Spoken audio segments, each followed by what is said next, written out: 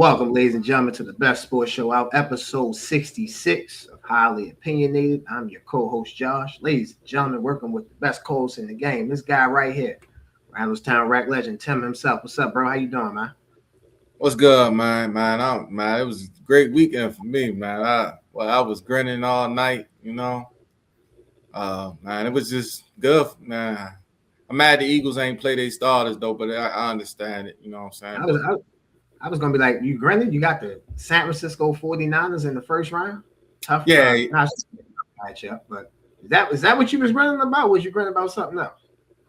Nah, I mean, it's a couple of things. We'll get into it. There's a couple of things, some things I saw that I've been telling people for years, But we get into it. I'm sure we will definitely get into it. Ladies and gentlemen, the most important guy here on Highly Opinionated, the guy that makes us look good with no makeup. There he is. What's up, Ross? How you doing, sir? We missed you last week.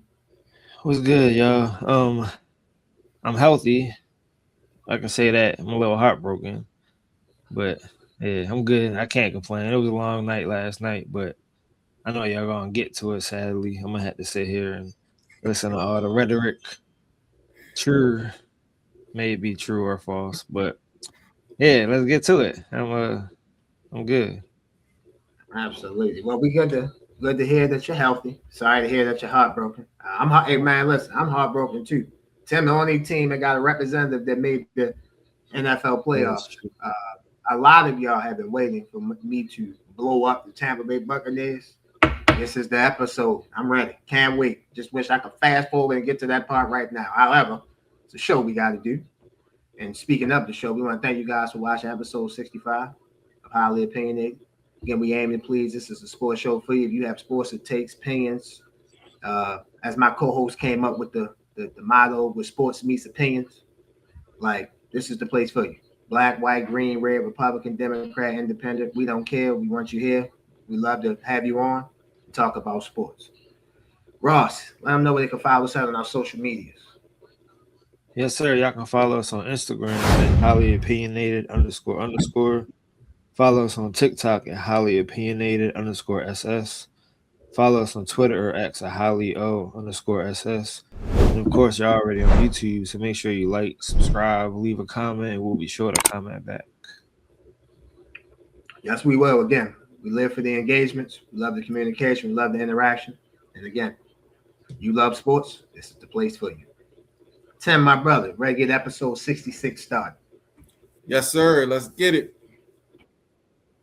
Let's get it. Start off with the college football playoff recap. Start off with the Goodyear Cotton Bowl. Number 10, Miami took on number 2, Ohio State. Miami defeated Ohio State 24-14. Carson Beck 19-26, 138 yards, 1 touchdown, 0 interception. QBR of 95.2. Mark Fletcher, 19 carries, 90 yards. Shamar Brown, 5 carries, 26 yards, 1 touchdown. CJ Daniels, 5 catches, 49 yards. For Ohio State was led by quarterback Julian Sam, 22 of 35, 287 yards, 1 touchdown, 2 interceptions. Bo Jackson, 11 carries, 55 yards, 1 touchdown. And Jeremiah Smith was the best receiver on the field, 7 catches, 157 yards, 1 touchdown. Tim, your thoughts on Miami defeating Ohio State 24-14? Yeah, man, I told y'all in the previous episode, the keys to the game, I told you Carson Beck would have to throw 25 more times. He did that. But honestly, Mark Fletcher and the Miami defensive line, they was the best players on the field. They dominated the game. And I keep telling you, this is what happens when you don't schedule everybody, bro. Ohio State didn't play nobody this year other than 2 games, one at the beginning of the year. And if y'all want to count Michigan, y'all can. But this was what happens when you don't test your team. They not battle tested at all. They got dominated, man. They really got dominated.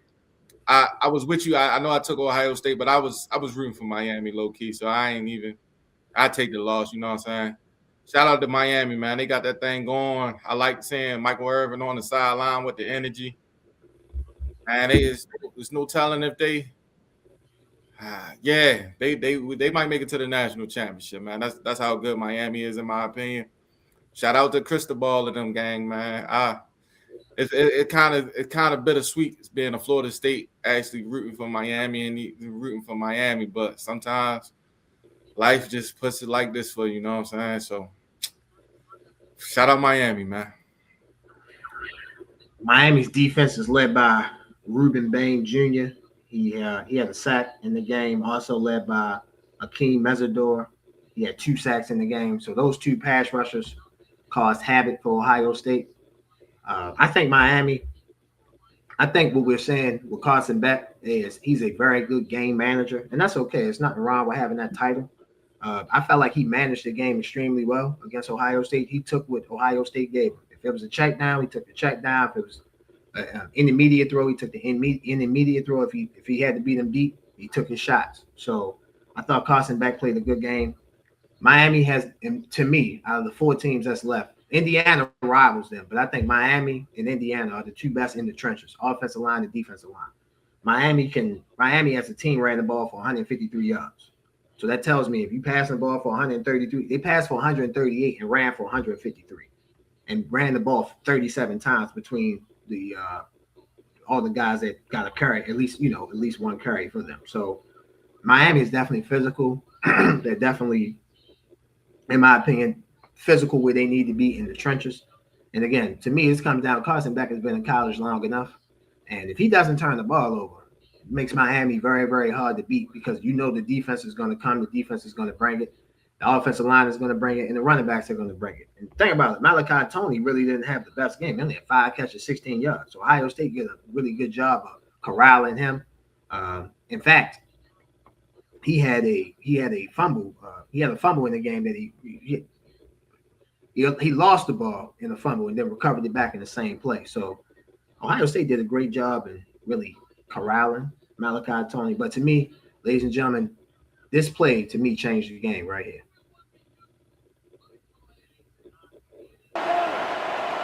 After the loss of 6, another pass play that's intercepted. Taking it back is Keontae Scott. He'll go all the way. Touchdown, Miami. A 70-yard pick 6. Made it 14-0.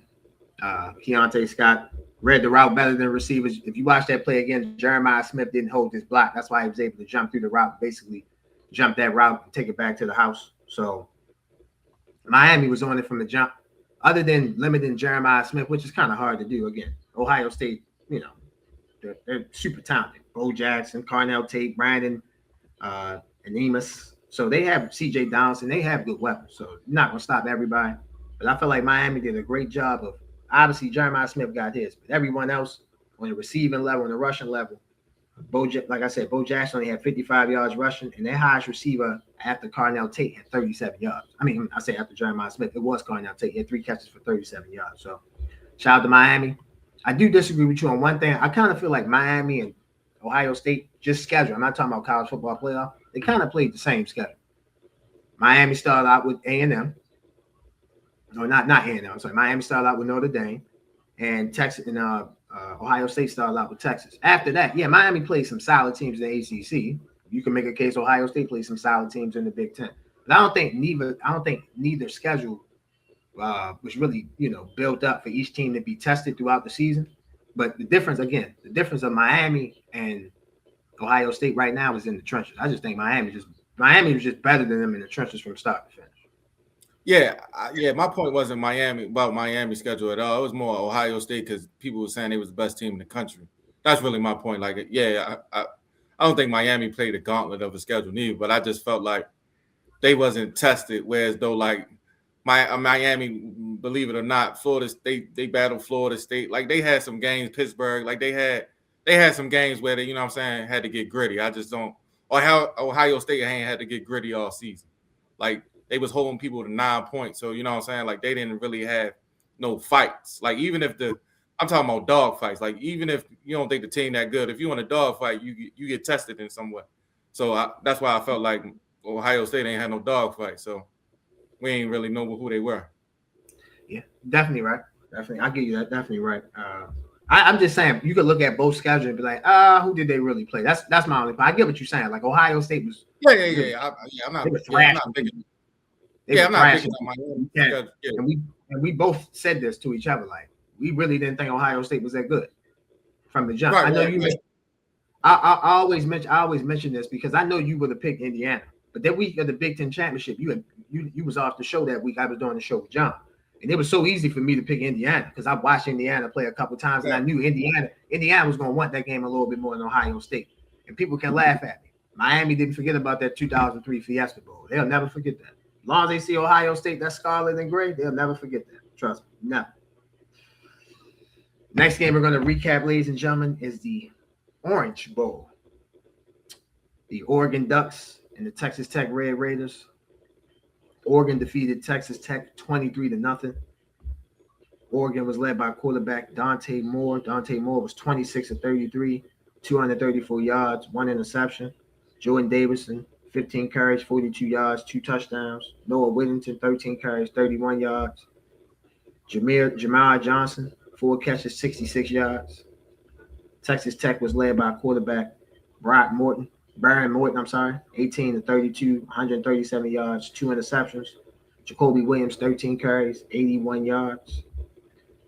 Terrence Carter Jr., 9 catches, 72 yards. Tim, Oregon defeated Texas Tech to win the Orange Bowl, and they advanced to take on Indiana in the Chick-fil-A Peach Bowl, where they take on number 1 Indiana. Your thoughts on Oregon defeating Texas Tech?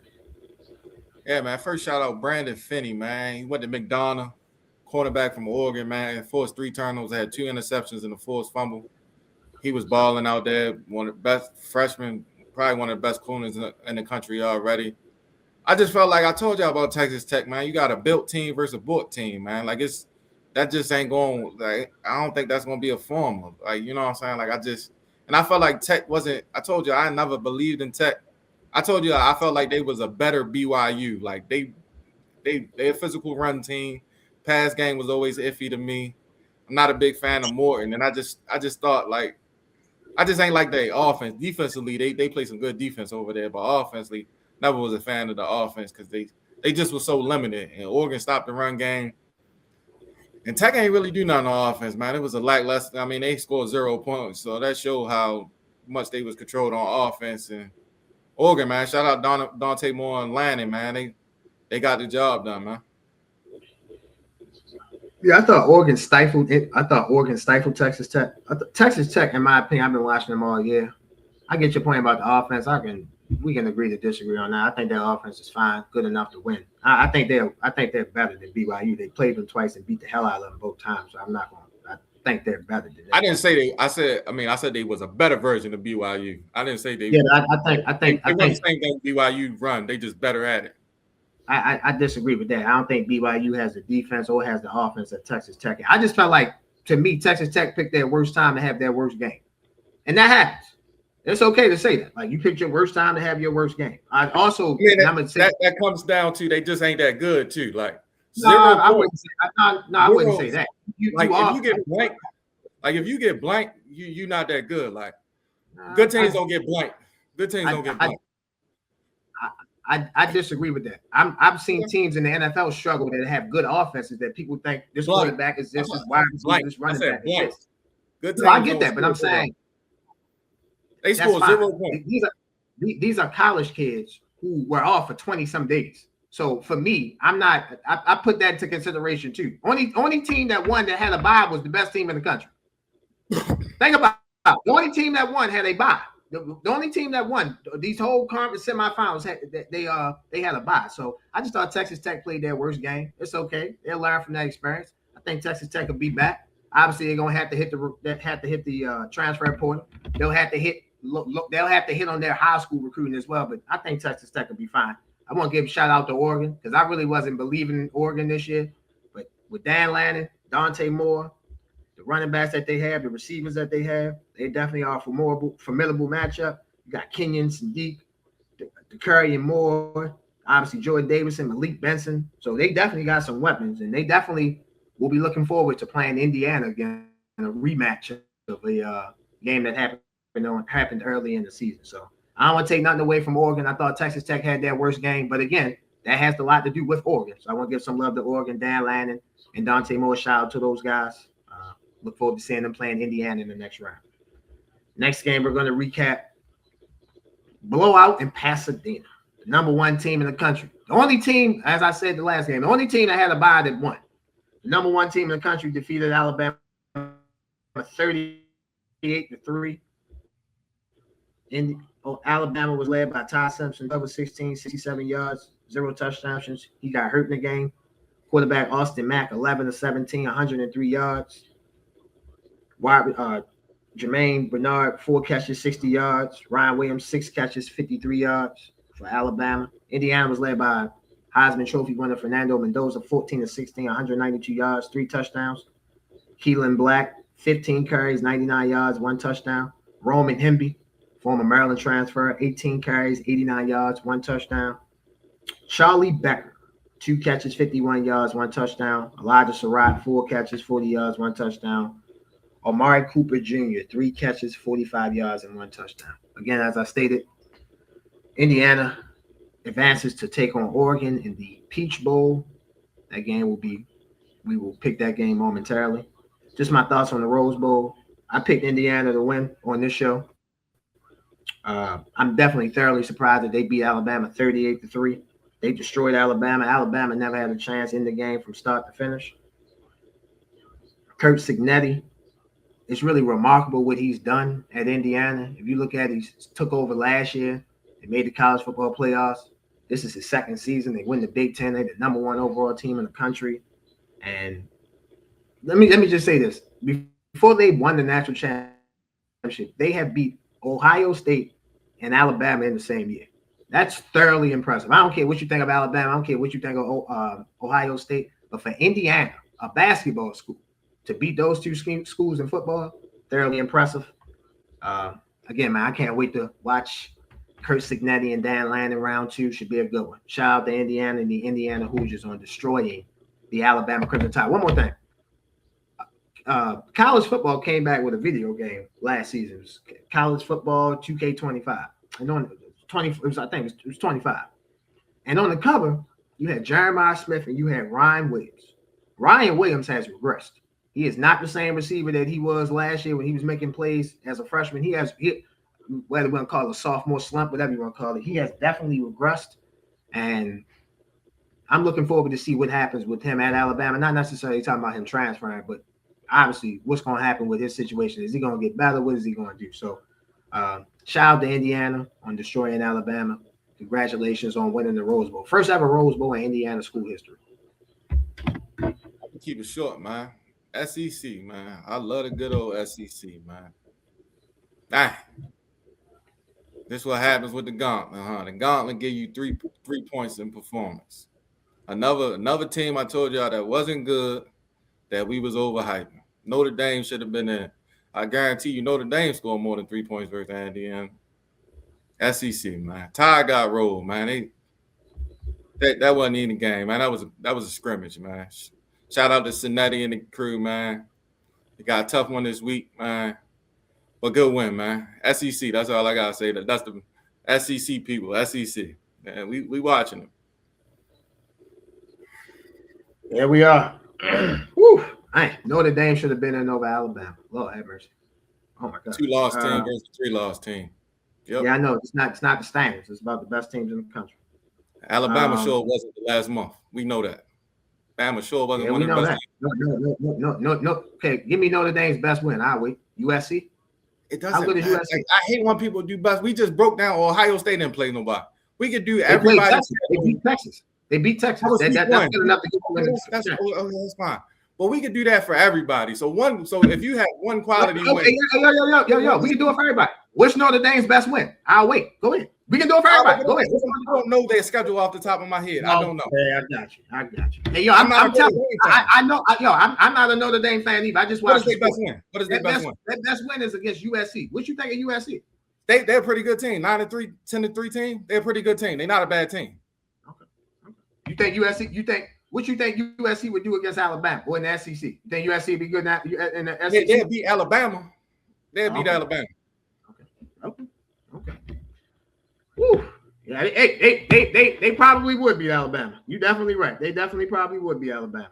judging that they can't be Illinois, but they damn sure would be Alabama. Woo! Yeah, they would. Alabama is such a big test up. Like Alabama wasn't good. I'm not saying they're a big test up. All I'm saying is you said Notre Dame should have been in. I'm like, bro, you're saying they should have been in because they had 2 losses. I'm saying, okay, if you talk about losses, okay, fine, bro, make it the standards. I'm good. That's cool with me. Let's just make it the standards. Florida Atlantic, they got 0 losses. Put them in. Tim University, they got 1 loss. Put them in.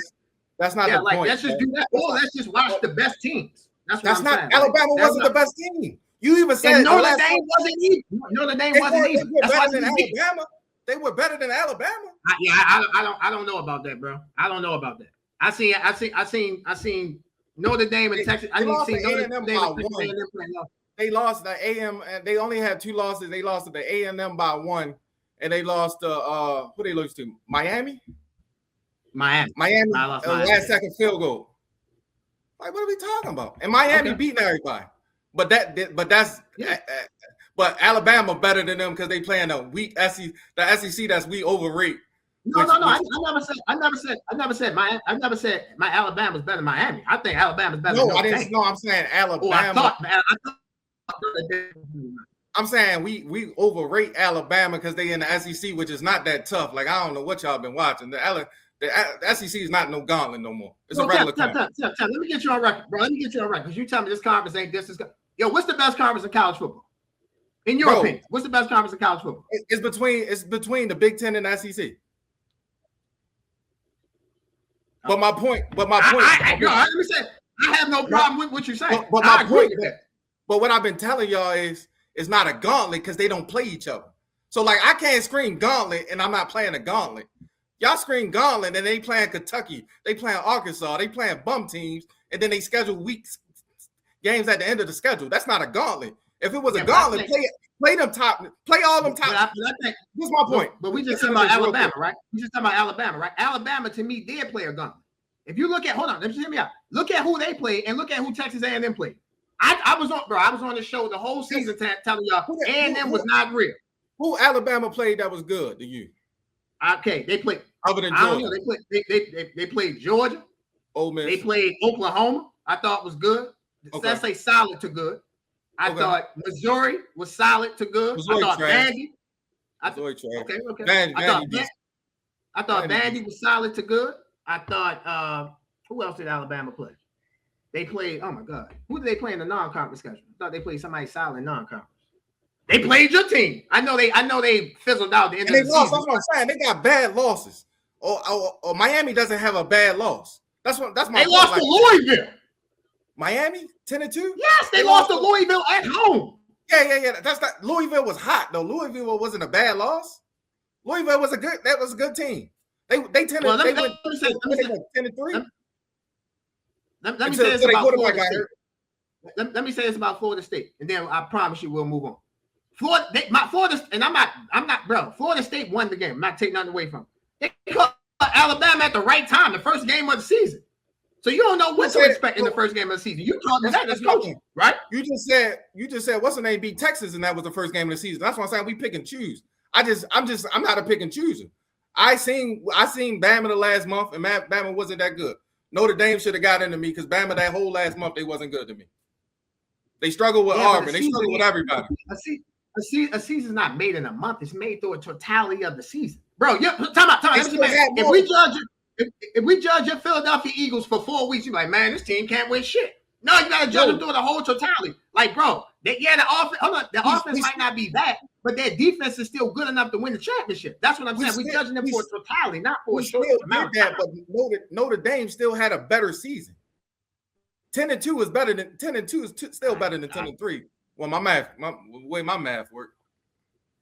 Yeah, I mean, no, your math is right. 10-2 is better than 10-3. And like I said, bro, if you want to make this the standards, I'm all for it, bro. You already saying that. Just say that, bro. Hey, college football committee, let Tim be on the committee. Y'all think y'all games this year, all right. Wait till you see next year. Wait till you see Appalachian State versus Joshua Walker State, because one got 1 loss and one got 0 loss. Bro, all I'm saying is, bro, I wouldn't have those rules, though. We should have the best team. I told y'all this. I told you this 4 weeks ago. You're never going to get the best teams in this format. I told you that already. So I don't know why you. No. I get. Okay, let me change it up. forget the best team. I'm not trying to put you in because you got 2 losses, other team got 3. That's not a fair assessment to me. Because if I'm judging Notre Dame's schedule, again, I'll ask myself, who did Notre Dame play? They toughest 2 games. They played the first week of the season, played the second week of the season, and then they didn't play nobody else for the rest of the year. That's why I don't make no sense. If we always gonna say they had the best schedule, just put all the SEC teams in. If we always gonna say they got the better schedule, what's the point of the other conferences playing the games? That's always gonna be y'all excuse. Oh, they playing this. No. I'm talking. No. You making this about other. I'm making this about Notre Dame. Notre Dame chooses their schedule. Their schedule is ass. That's what I'm saying. It's bad. It's not good. They don't play nobody. But they won. We knew they scheduled before the season, and they won. Again, bro. I respect you, bro. You want the standards in college football. Got it. I got you. Totally understand. Not even that. They won. Better teams to they play. Can play ass teams. They build. They in the playoff. But Bama was trash. So they shouldn't have been in it. That's the point. They trash. 38-3 is trash. Okay, you're right. They trash. Okay. They trash. They trash. Hey, yo, let me ask you a question. BYU got blown out by Texas Tech. You ain't calling them trash? You said BYU and Texas Tech the same team. They got blown out twice. Never mind. I did not say they got it, bro. You gotta listen. You gotta listen. I did not say the same team. I said Texas Tech is a better Texas Tech is a better version of BYU. They run the same stuff. You said they're a better version of BYU. Texas Tech blew them out both. Texas Tech blew them out both times. That means they run what they run, but they run it better. So they are a better version. Keyword better. That means they are better than BYU at running the same thing. That's what that means. Didn't say they was the same team. I said they are better at running the same thing as BYU. And if you watch the game, they're a physical run team. Better at running the same thing. They're not the same team. Gotcha. Better version. All-State Sugar Bowl, ladies. No, I got bro, listen, I got you. All-State Sugar Bowl, number 6, Ole Miss, number 3, Georgia.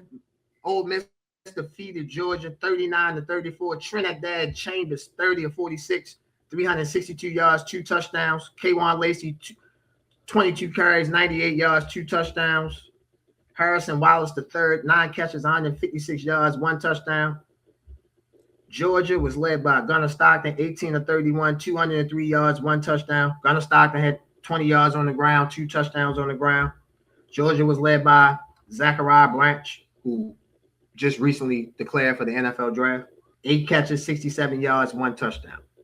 Ole Miss defeated Georgia 39-34.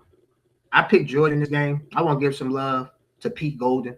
Give some love to that Ole Miss coaching staff. I know some of the guys won't be able to coach because of their situation with LSU, the worst situation in college football, in my opinion. I know a lot of people complain about the transfer portal, and they have their rights to.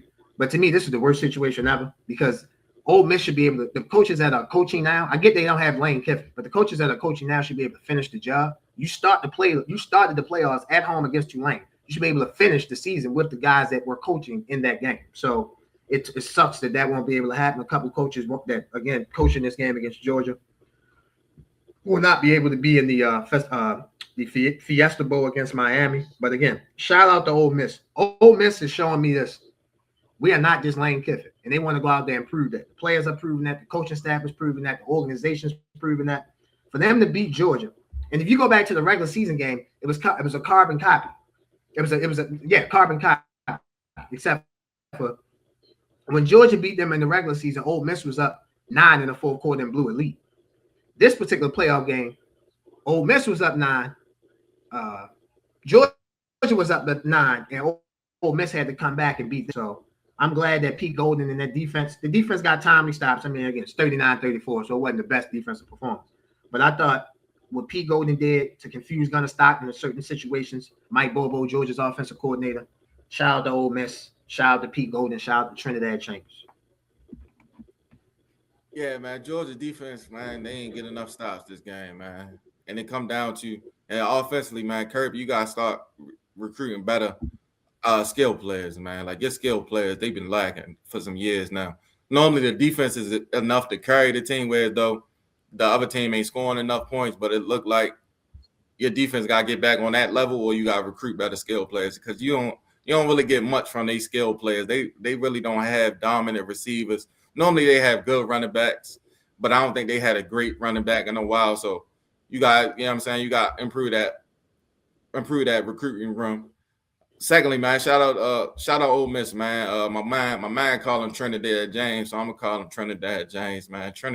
Trinidad James was balling, man. He a lot of off script stuff, can run it, throw it, man. Like what I'm saying from Ole Miss, man. I just don't believe in the defense, so that's my biggest problem with them. But shout out to Ole Miss, man. Yeah, I mean, for them to get this far again without their starting season head coach, man, is super duper impressive, man. Played very, very well these college football games so far. And we look forward to watching Ole Miss on Thursday. They take on Miami. We look forward to Oregon and Indiana on Friday. Speaking of those two games, Tim, it's time to pick those two games.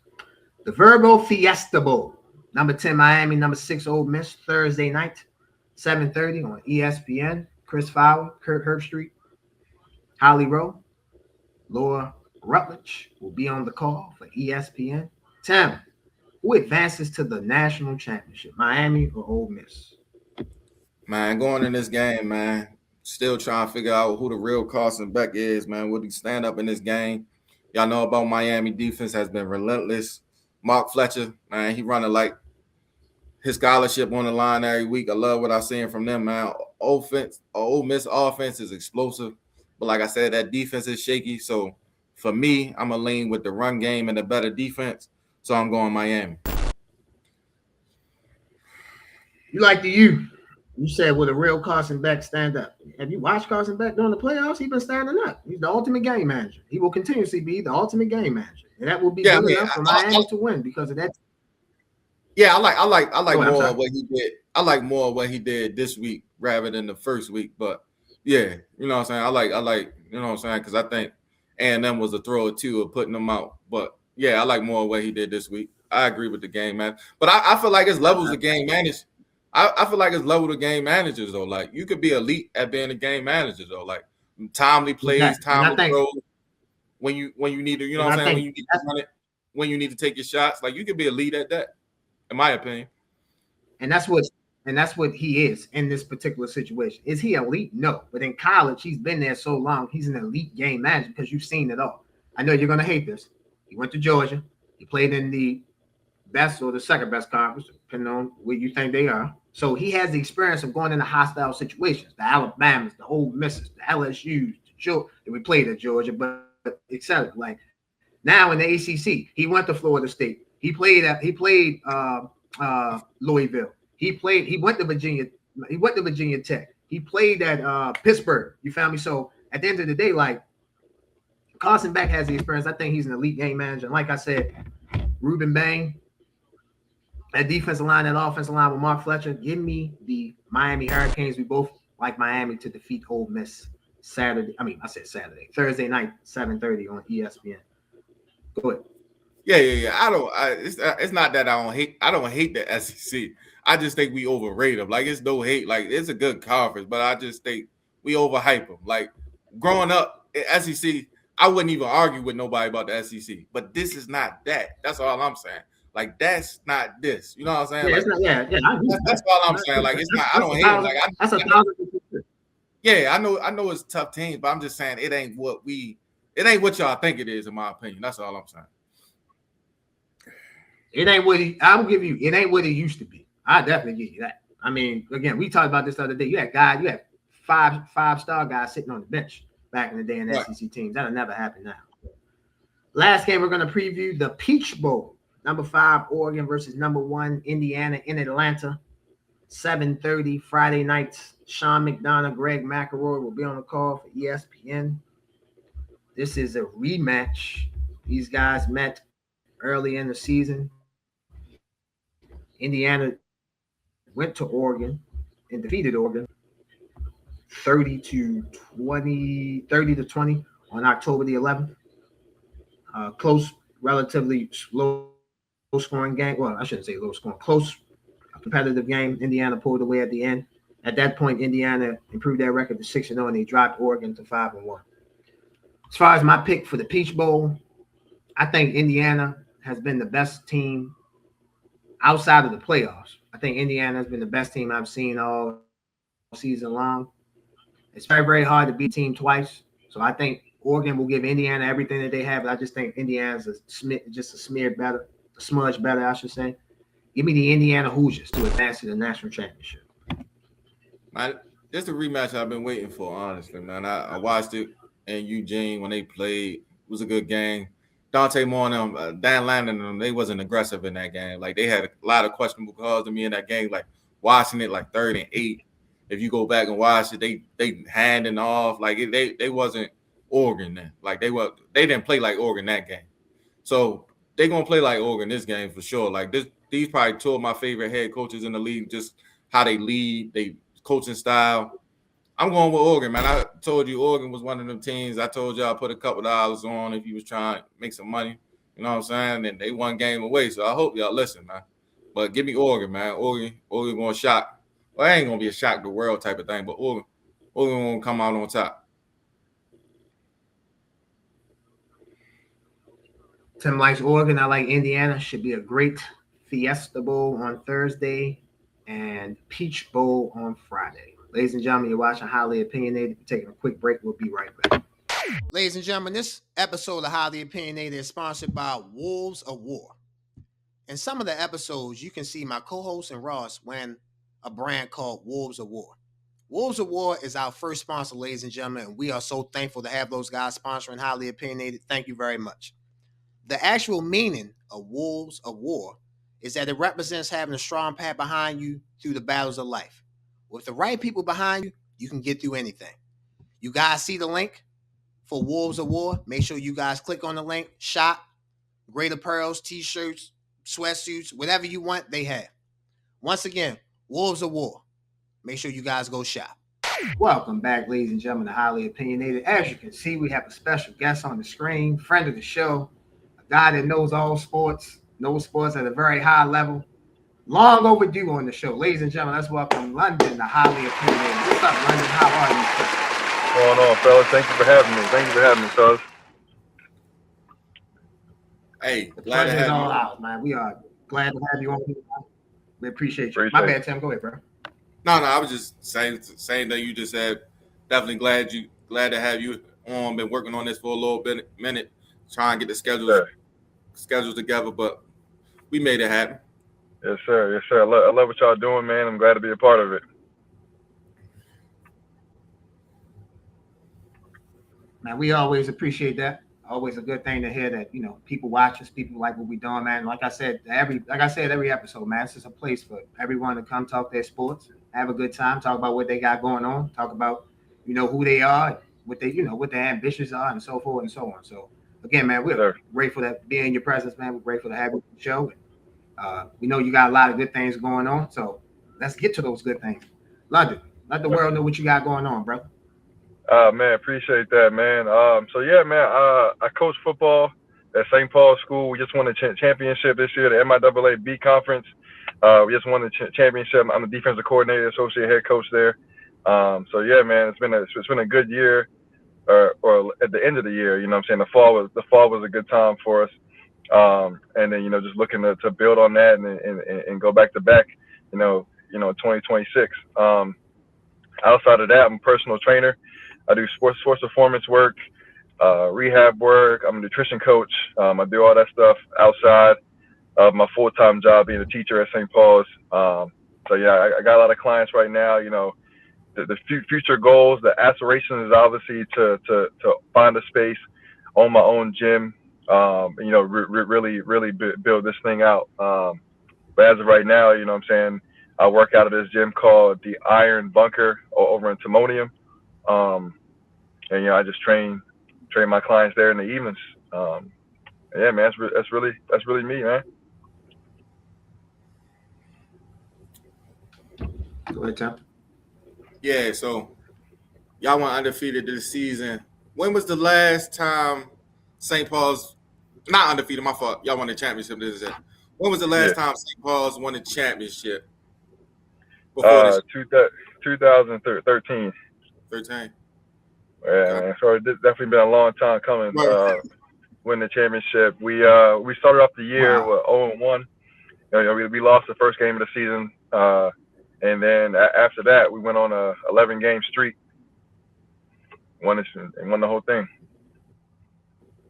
Josh, before you go, I got one more question. How do you rank, since you went to St. Paul's, how would you rank this team compared to other St. Paul's teams you either coached in the past or played with yourself? It's definitely up there. I would probably say this. I mean, this team is definitely top 5 teams that I've been a part of. Okay. From playing there and coaching there. We obviously have some weaknesses. Like there are some small parts, some small positions that I could like take from all the years and mix and match to like make like St. Paul's best team. But I would say like from an overall standpoint, this might be top 5 teams, maybe even top 3 teams that I've been a part of.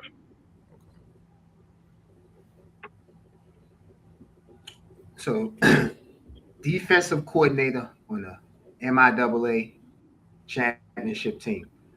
What led you? What? Because everyone in football loves offense or defense. What led you to the defensive side of the ball? And my second question to that is the defense that you had this season. Again, I know Tim said rank the overall team, but where would you rank the defenses? The defense that you had this season, out of all the seasons that you've been there, how would you rank the defense that you had this season? So I played corner in college. I played football at the University of Mount Union. I was a defensive back in college, and then when I came on the staff, they just threw me in as the DB coach there, which is fine. I definitely enjoyed that. So like all my years of being at St. Paul's, I was a defensive back coach, and then when we hired, we got a new coach back in 2020. When he was 2022, we got a brand new coach, and he promoted me to defense coordinator because he was coming over to be the offense coordinator. So he promoted me to defensive coordinator in 2022, and then yeah, I just rolled with it. I mean, I think in time, whenever I do become a head coach, I think I want to be an offense coordinator. I do love that side of the ball, and I feel like with being a defensive coordinator and a defensive player for a majority of my life, I feel like that would make me a better offensive coordinator. Just because I'm already going to know what the defense is doing just by looking at whatever they come out in. So I'm excited for whenever that opportunity comes about. But as far as like where my defense this year ranks amongst the teams, shit, man, I'm probably going to say this is probably the best defense I've had as a coach, and probably I've seen since I've been there. We averaged 10 points a game, and we finished with 4 touchdowns on defense, and we finished with 11 picks and like 7 forced fumbles. Yeah, bro, man, like my defense was all over the place, bro. Like I can't even hold you. Like I know I may sound biased, but this probably was the best team I had.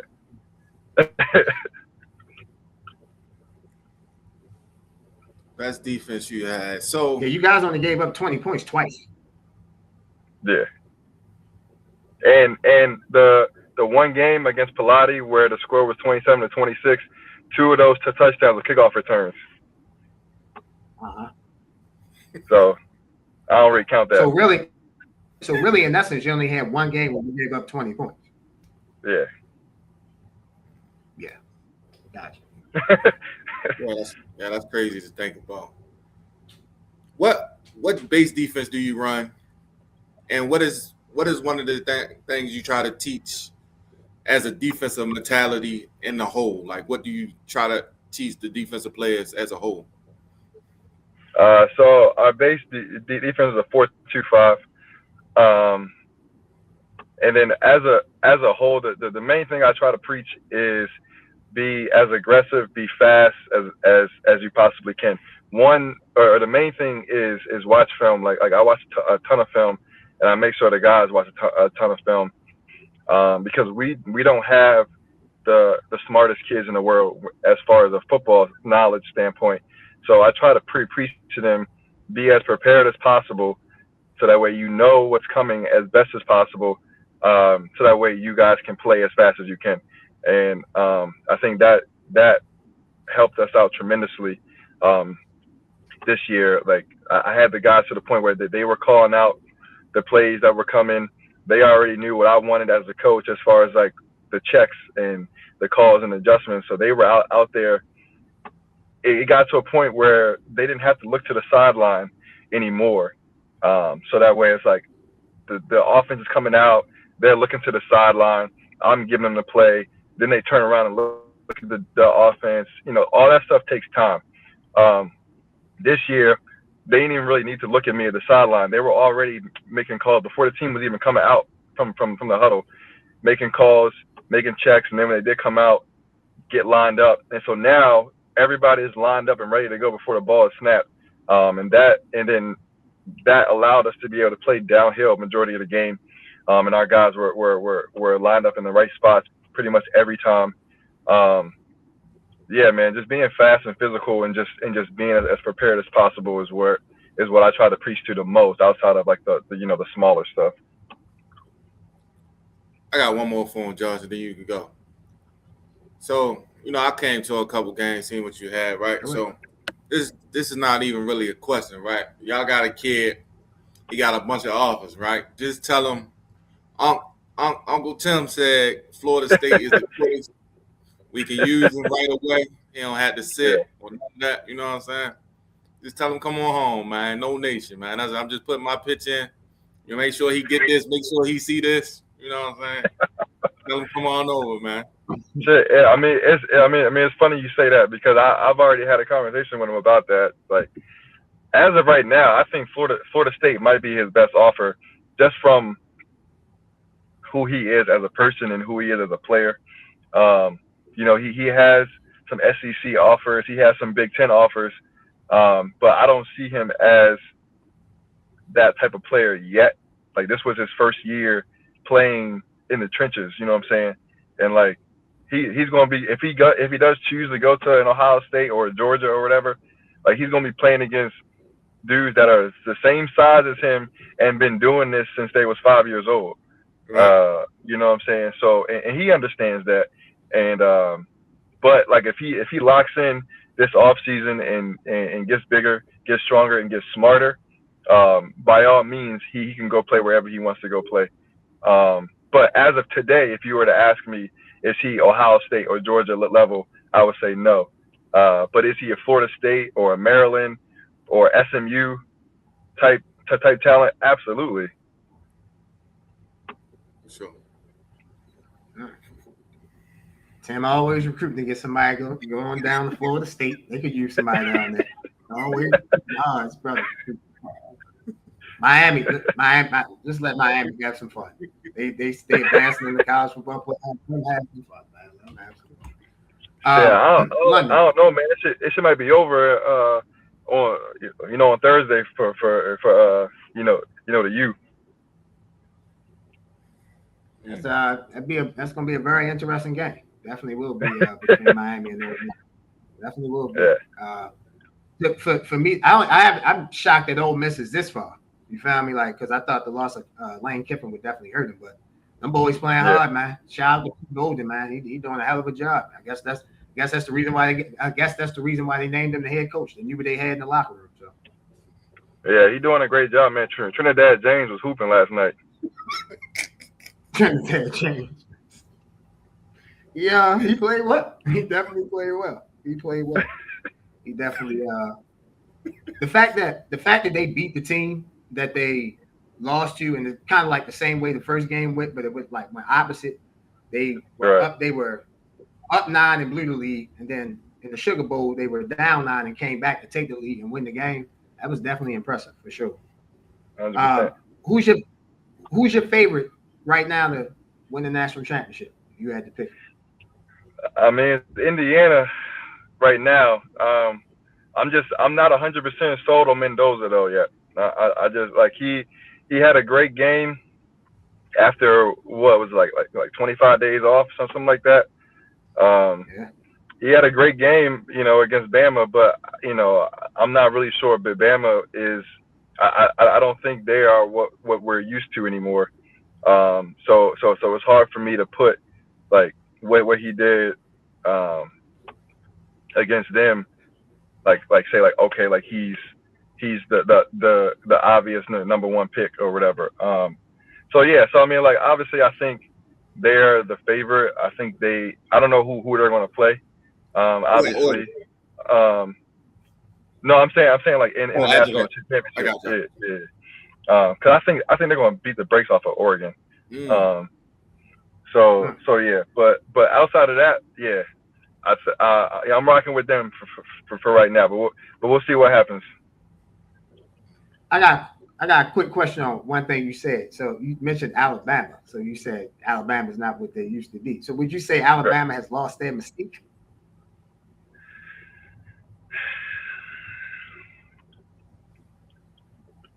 Yeah. I think the whole thing about Alabama, their aura and everything that they come with, I think is kind of worn off. They're just not as dominant up front on either side of the ball as they used to be. They are not. They lost 38-3 to Indiana. 38-3. Yeah. Like that's embarrassing. Yeah, like for Alabama, like 38-3. That's crazy. So. Yeah, and like secondary wise, I never really like Bama's secondary never really been all that. They never really been all that to me. Like even with Nick Saban, and that's a funny thing about Nick Saban. Like I've always and me and Tim have had this conversation before. Like was Nick Saban actually a great coach, or was he just a great recruiter? That's always been my question for years. Because he's supposed to be like this DB guru, and name one Alabama DB that actually has success in the NFL. They all are trash, bro. Like every single Alabama DB that's gotten drafted is terrible. I would say he got one. I think Patrick Surtain the second. I think he's a bad boy. Yeah, he went to Alabama, right? Didn't Surtain? Yeah. He went to that one. He's one. I used to think Marlon Humphrey was up there, but I feel like he's fizzled off a little bit. But I think the number one corner he got is Patrick Surtain, because I think Surtain the second is the best corner in the league, in my opinion. That's a great point you said. Like, so that's a good question. I think we should get into that topic a little bit. So, is he a better recruiter or a better coach? So what will we do? So how do we dictate from the two would be the question. Like, how do we determine just because? Well, you gotta look at the defenses because he was a defensive coach, right? Yeah. He known for defensive side. Yeah. So you saying the lack yeah. No, go ahead. Finish what you saying. My fault. No. Go ahead. No, I was just saying. Yeah, I just don't think. My fault. Every time I start, you start. Go ahead. My fault. Go ahead. I was just following up what you were saying. So from a defensive standpoint, I think the way to differentiate the question, from my opinion, look at the defense, see how they perform versus like the overall team. I just felt like Alabama's offenses have been so dominant, like for decades, with all the players that they had, like they're running back like every single back that's come through Alabama has been tough. All their wide receivers have been tough, and their quarterbacks have been mid. And then on defense, their front seven have always been super talented and dominant. Like almost every position, Alabama has been three or four deep. So from that point, you know what I'm saying, like it's tough obviously to answer this question, but I just feel like he does such a good job of recruiting and building up his of his depth in his teams. It's like, how much coaching are you actually doing? That's a great point, because I always looked at it like that as well. Like I wonder. See, I wish he would have stayed and coached for a few years in this. Like, because I feel right? The playing field a little bit more even with the NIL, and like I would love to see if he can win championships in this. That's why I'm kind of mad. Like, I ain't gonna say he ran away, but I'm mad he got out of there so fast once this era changed. I get why he did it. You know what I'm saying? He probably don't want to do all that. You know what I'm saying? I get it. But like, I would love to see if he can coach in this, because this is completely different than what he, you know what I'm saying, what everybody used to, honestly. So I agree with them points, because I always thought, like, I ain't knocking him as a coach, but I just think, it makes things easier when you got Derrick Henry, Mark Ingram, all them guys, TJ Yeldon, all them guys in the same running back room, and then you got the biggest offensive line. So it's like, bro, this dude had Jahmyr Gibbs, Alvin Kamara, Josh Jacobs. Like, come on, yo. Every running back that you see start on Sunday, he had. Like, every running back you. For sure. I think with Saban, it's a combination of both. Because I definitely agree with you on the recruiting part. Like, if you go look at some of them Alabama teams, like the guys that were sitting on the bench, like the third string guys, it was ridiculous. It's like, bro, like that was back in the day where you could. I call it like when the Celtics drafted Larry Bird. Like, they drafted Larry Bird a year before he was eligible. They basically stockpiled the pick. Well, that's what Alabama was doing. They were stockpiling players. Like, we got 5 good defensive linemen, so one good down, we got the next one lined up. But I also do think he is a great coach. Not only because of his success, it's easy to win 7 national championships. But I shouldn't say it's easy. It's not easy to win 7 national championships. He might have made it look easy. But like, the success that he's allowed others to have. If you look at all 4 teams left in the Final Four, all 4 of them have been disciples of him. So to me, I think greatness is linear too. Like, when you look at Michael Jordan, when you look at Michael Jordan's greatness or LeBron James' greatness or Kobe Bryant's greatness, you just don't look at it in a box. You look at it linear. Like, okay, well, I'm comparing this greatness to this person or to this person. So for me, I just look at it as I think he's an amazing recruiter. I think he's I don't want to say he's an amazing coach. I think he's the greatest coach of all time. I don't want to say he's amazing, because there's obviously some things he could work on. And like you said, London, his defense towards the end of his tenure, I would say like the last 10, 15 years when the offense started scoring. Let me just say it like this. He won a national championship against Clemson because he did an onside kick. It wasn't because he was getting stops. They beat him 45-40. You feel me? So I don't want to take nothing away from him. Like, he's a hell of a coach, but he also out-schemed and out-thought people as well. So I'll give him that. But this defense is, them last 10 to 15 years, they weren't what they used to be, in part because of NIL, because of transfer portal, because of certain things that he had the advantage of. Tim, I'll say this to you about your point about him coaching now. I don't think he would have worked now because it's different than what you were doing. It's easy for me and you to adjust. We're 30. He's in his 60s and 70s. Exactly. It ain't easy for they stuck in their ways. They are who they are. You feel me? It's easier for you and I in London maybe to adjust to that. Okay, like, we're gonna start with iPhones. We'll go from Androids from flip phones to Androids to iPhones.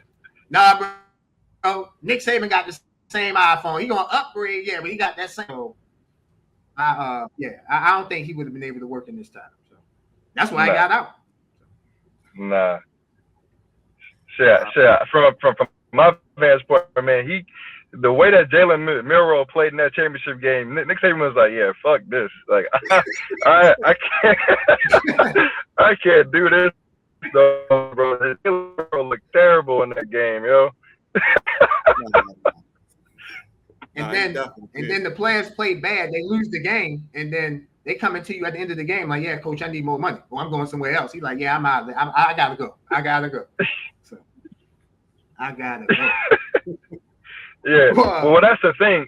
And the last point that I have about Nick Saban, I'm not a Nick Saban hater. I love Nick. I think he's one of the greatest college coaches of all time. Obviously, his resume speaks for itself. But he also came up in an era where the NIL wasn't there, and he was at a school where they had the biggest booster club. He had money himself. He was in an era where he could get these guys, get the best talent in the world, and pay them under the table. You know what I'm saying? And now it got to a point where everything was on an even playing field, and then you saw how his teams looked these last like 5 years. You saw how his teams look now when things are more even. That's all I'm saying.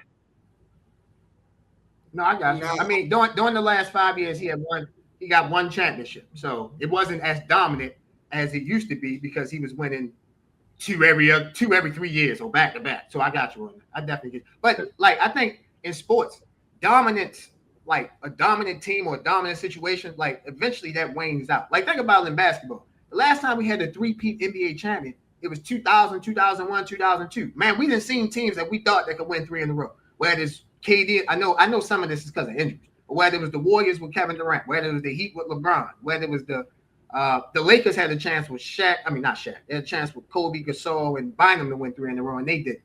The OKC, Russ, Harden, and I know they didn't play that long together.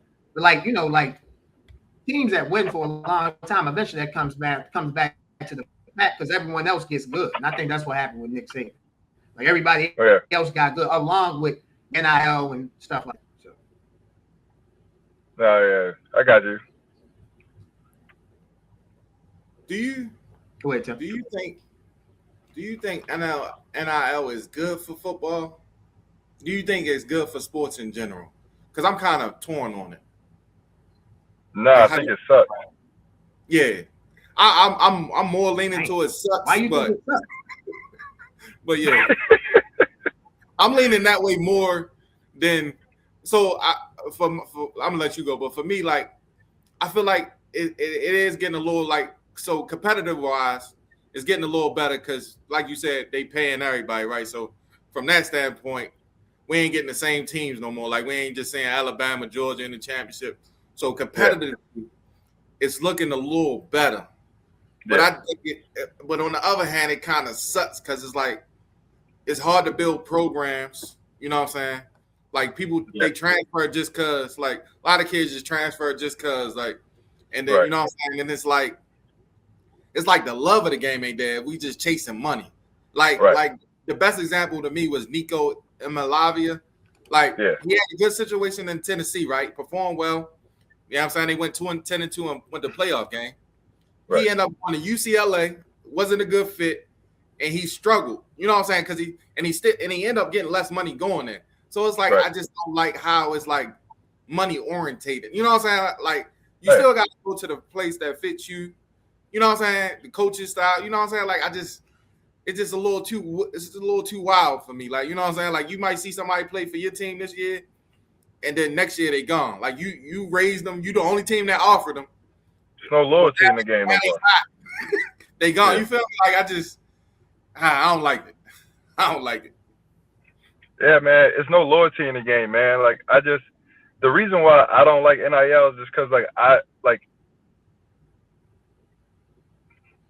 it now turns college sports into professional sports, and then it's going to get to a point where what is the point of going to the NFL anymore? You know, and like nobody is going to.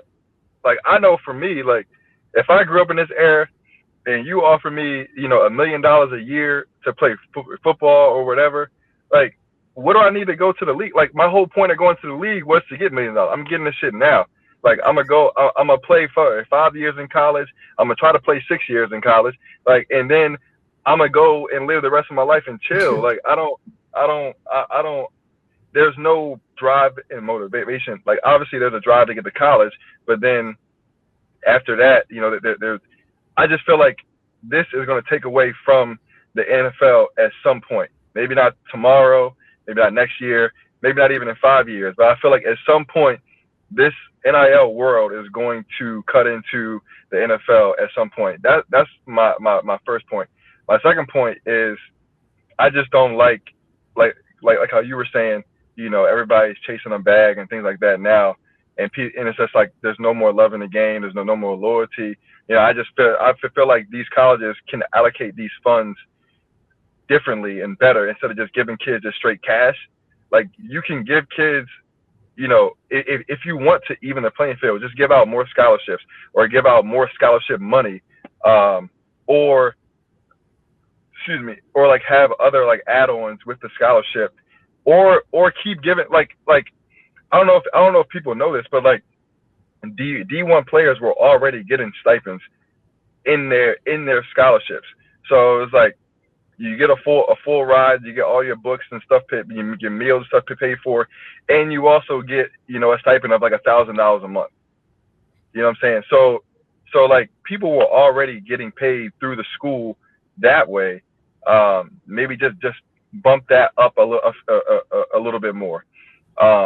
But to be throwing around millions of dollars, I just think is wild to me for a 17-year-old kid or, you know, or a 19-year-old kid to be making $5 million. I just think is mind blowing.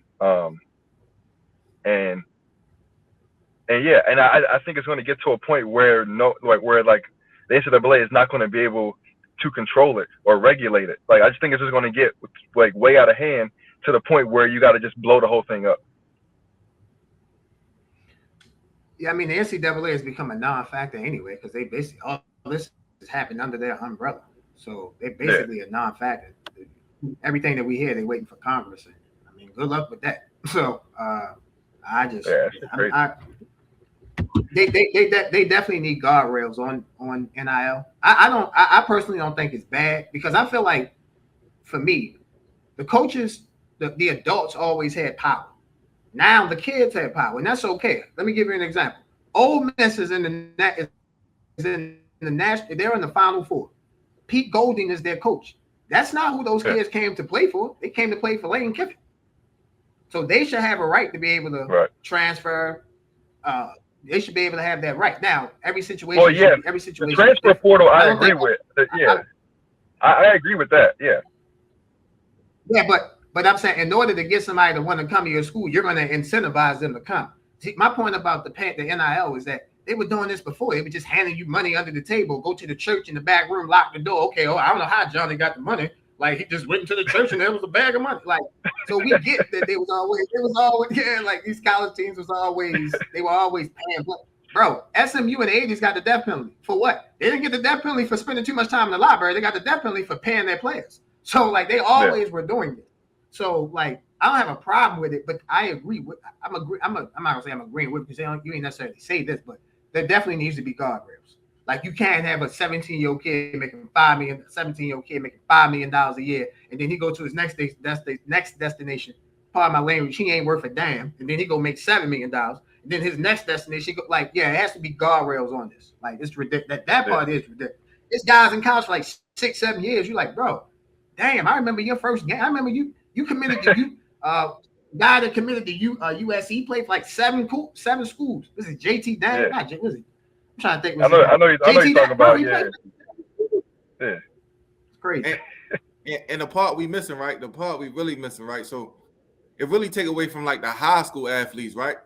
Because if I can get a London who played 5 years over a high school guy, even if he good or not, like, I already know what London is, because I done seen them play 5 years. So it's like we taking scholarships from other people, whereas though, you know what I'm saying, college football wasn't made for you to be a pro and to make a career out of college football. That wasn't how we designed it. Right. Like, you're not supposed to be a career college football player. Man, said make a career out of college football.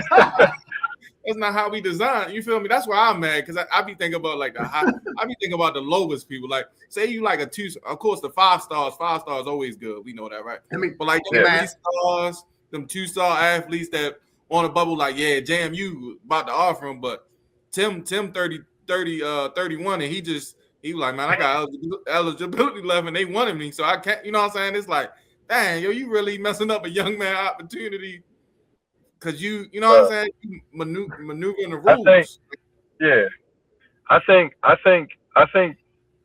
the like college world, when they started these talks of players getting paid like legally, like I was all for it. Like I wanted players to reap the benefits of what they do out on the field.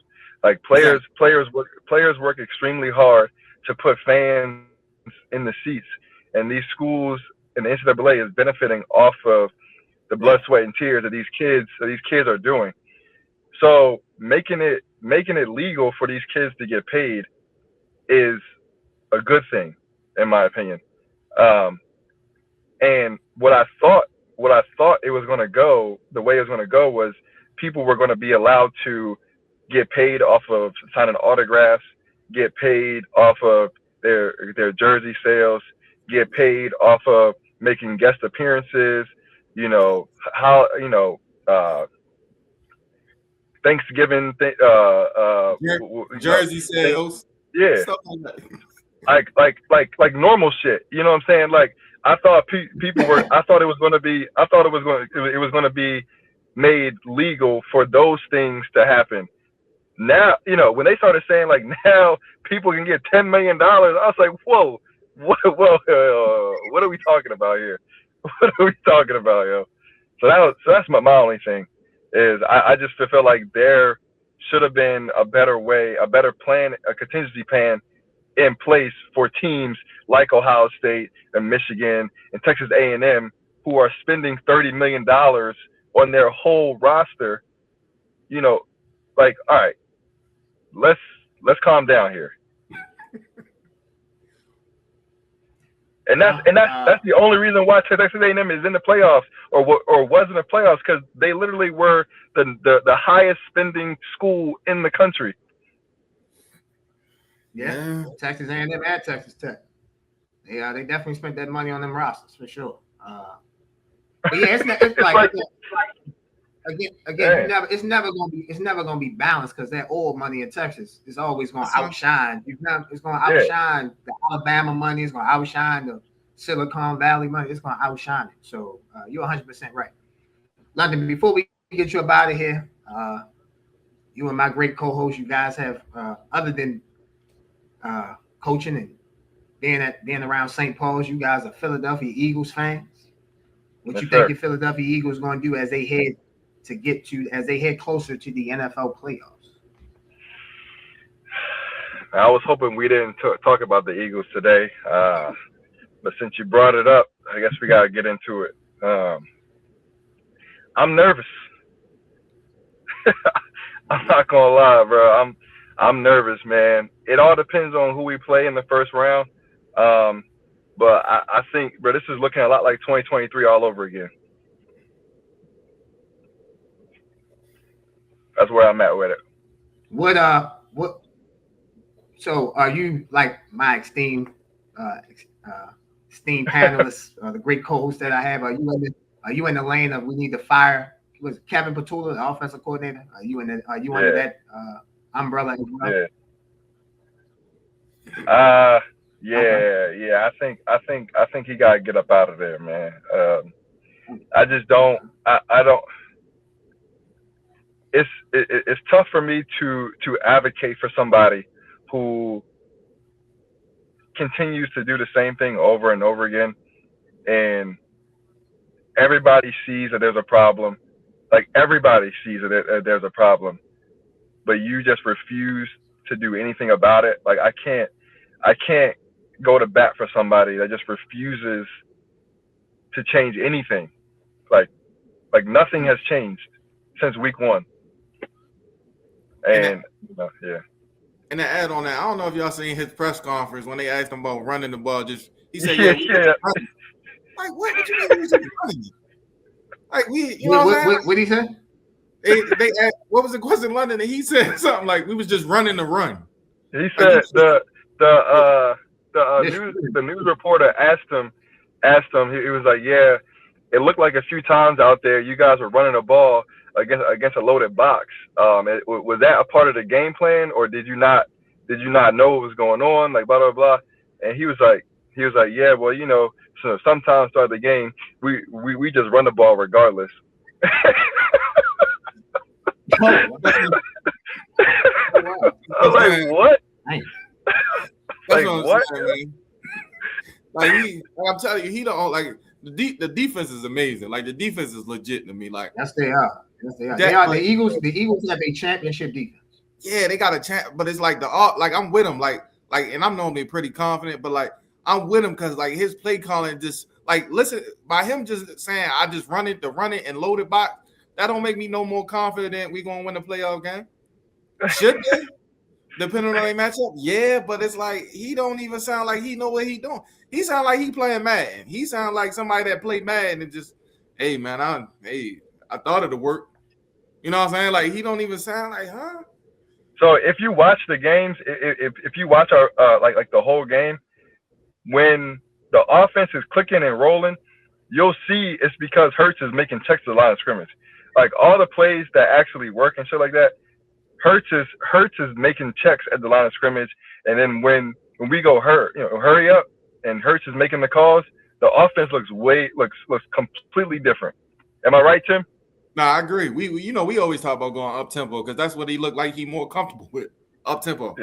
Because like that other stuff they be running, be like, man, what are we doing? Like, and it's like it'd be frustrating because they look so good for like a half or a quarter and a half. But you know that drought about to come. Like at some point, it's gonna be a drought where they go 3 and out 4 times, and you looking like, yo, why does he keep throwing the ball out of bounds? And then you get the full screen tape. And you be like, yo, these concepts is elementary. Like, I see why he throwing it out of bounds. They ain't cover 2 man, but we ain't running no man beaters. You know what I'm saying? We running slant and goes. Slants and goes, yo. And the safety over top. Like, it's like, yo, what is it? Like, who? Like how is he still coach? Like, it's frustrating. And my question is, bro, what is Nick Sirianni good at? What is he good for? I agree. What is he good for, yo? Besides trash talking to fans. Right.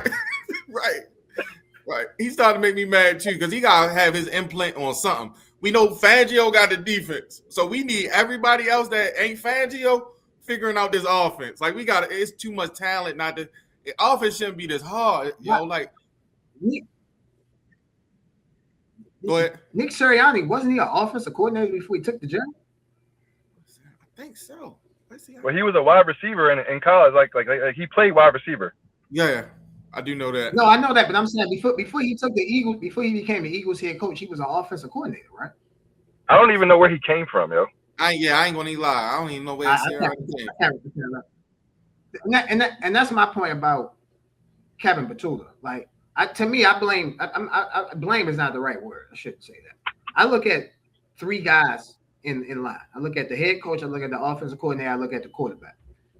Yeah, we're gonna talk about the offensive coordinator. Who's allowing the offensive coordinator to do this? The head coach. Like, there's no way that Nick Sirianni is blind that he can't watch the tape and see, man, these concepts are, for the lack of a better term, elementary. Like, they know when you see Saquon line up in certain positions, you know it's gonna be a run, it's gonna be a pass. You see that now. I see that. So I know defensive coordinators and defensive players are smart to understand that as well. So I'm looking at it like the head coach, whether he wants to admit this or not, he's allowing it to happen. The offensive coordinator obviously needs to improve, and then the quarterback, to me, I'm not blaming him per se, but he did just win a Super Bowl. He should have some say. I remember when Joe Flacco won the Super Bowl for the Ravens, they gave him some power. I'm not saying Joe Flacco had the most power in the organization, but he's a Super Bowl winning MVP. He was a Super Bowl MVP winning quarterback. They gave him some say. Why it don't seem like Jalen Hurts should have some say? I'm not saying he's the best quarterback because I'm far from that. But he should have some say in the offense that he's running. They did just win the Super Bowl last February. Like, it's not like it was 2, 3, 5 years ago. It happened last year. So Jalen Hurts should definitely have some say. But to me, the main person to me is the head coach. Like, you're allowing this to happen. This is the offensive coordinator that you picked. You hired the man. You gave the man a job. Like, okay, like, come on now. Like, yeah, like, not to be funny, Tim gave me an opportunity to do the show. Like, yeah, like, I'm going to run with that. Like, so if something goes bad, we know we can look at each other. Like, it's not like, all right, well, like, yeah, this is bad, but no, we just going to let that keep down. We just going to keep doing. No, like, you should try to, if something isn't right, you should try to fix it, right? So, Nick Sirianni, I mean, I know he ain't no defensive coach because they got Vic Fangio, so we know that. So, like, we know he ain't no special teams coach because the last special teams coach to get a job was Harbaugh. So he had to be an offensive coordinator. Like, so what are you doing? Yeah, I got to go back and look to see where he came from because I never heard of him until he was named the head coach. But I think so.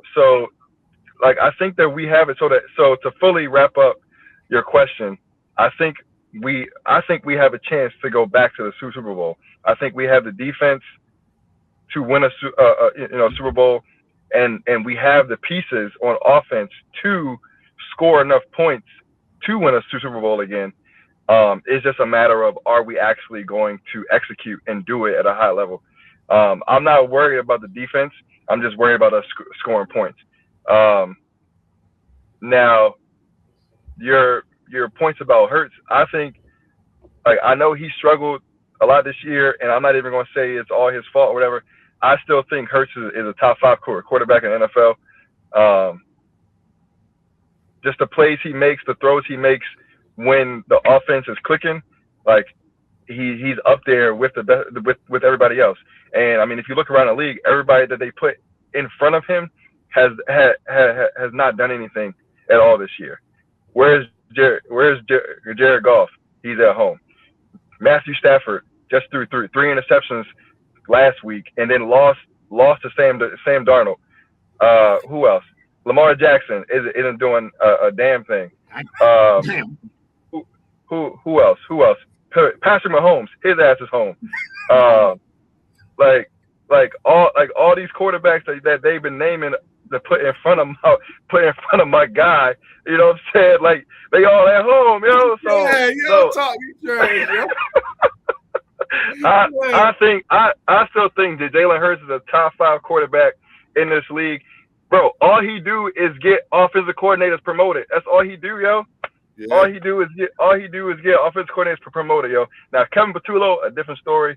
Like, I don't know what's going on with Buddy, but all Hurts do is win and get guys jobs.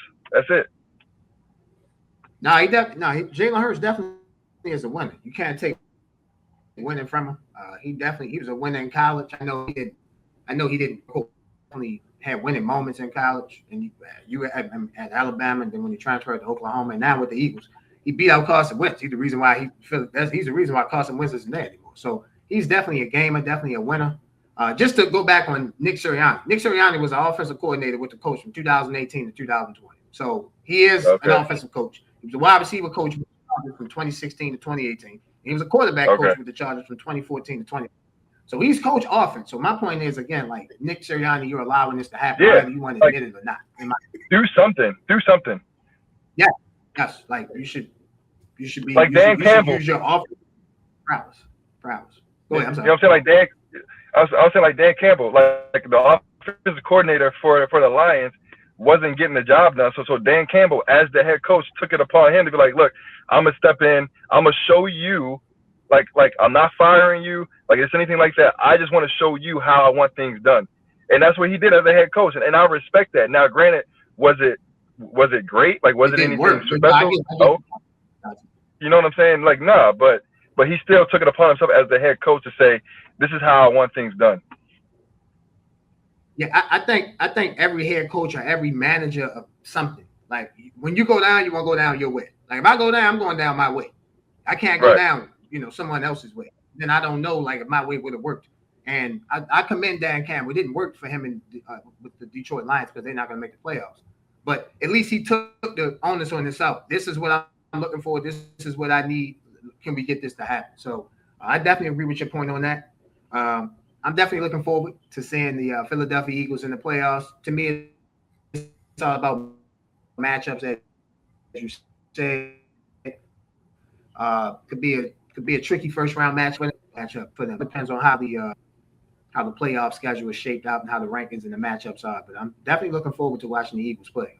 I definitely think they got a championship defense. It's just, if the offense can score 20 points a game, I think they'll be right back in the Super Bowl, because that defense is just so good that it's. I mean, they were hitting their last game when they played Buffalo. So I agree. Their last full game when they played with the starters with Buffalo. I agree. They definitely got a championship defense. I can't disagree with that. I can't disagree with you on Jalen Hurts, man. Go ahead, Tim. I'm sorry, bro. Yeah, the craziest thing is, like, 20 points, bro. Like, you talking about the offense with Saquon Barkley, A.J. Brown, Devontae Smith, Dallas Goedert, and we struggling to get 20 points, bro. You feel me? Like, that's all you need. Like you said, that's all they need to win the game, because the defense, they going to ball. So, like, that's just crazy to think about. 20 points, yo. But like you gotta break the game down in quarters. It's like, you mean to tell me, so like on average each quarter a team will get two or three drives, on offense, each quarter. You mean to tell me we can't score a touchdown or a field goal at least one time every quarter? Like what are we talking about? Right. Like it's frustrating watching it. Yeah, like, with those weapons that Tim said, like it's crazy. Teams would be begging for those weapons, like begging, like on hands and knees, like, man, let me get AJ Brown, let me get Dallas Goddard, let me get Saquon Barkley, let me get that offensive line. Like Jesus Christ.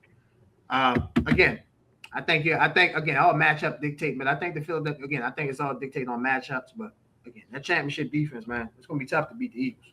It's gonna be tough. I don't give a damn where they play. They can play in Philly, Seattle, San Francisco, Chicago, Green Bay. They can play on the damn moon. Their defense, they coming. And when they come, they coming with cruel and mean intentions. So, I mean, that's what they say. A defense and a run game is what travels well. Yeah, what travel. Shit. Coming from a MIAA champion defensive coordinator like yourself, shit, there's no one better that can say it. That's the perfect way to end this. Because defense not only will travel, can win you championships. You feel me? So, ladies and gentlemen, we don't need to see every game 45-44. It's okay. It's okay to see a game 13-10. It might be better quality than the 45-40 games. You're like, God damn, that guy wide open again. Like, you should know the 13-10 game.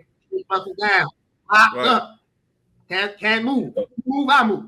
So and that was how we won. We won our championship 14-0. Stifle.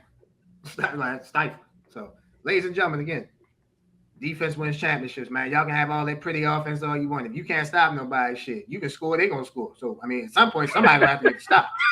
So, somebody gonna have to get a stop. So, at some point in time, London, we can't thank you enough for your time, brother. Congratulations in my MIAA championship. We look forward to having you back on the show, my brother. Keep doing great things at St. Paul's, and hopefully next year, get the schedule, man. I'll come out to one of the games, man, and show some love and show some support, man. Keep doing great things, brother. Appreciate you, man. This was fun. Thank you guys for having me, Tim. Thank you for getting me on. And Josh, bro, like we would love to have you come out there, man. And again, thank you for everything you're doing with Tim and this, I'm saying, this platform is great, man. So thank you. Appreciate that, bro.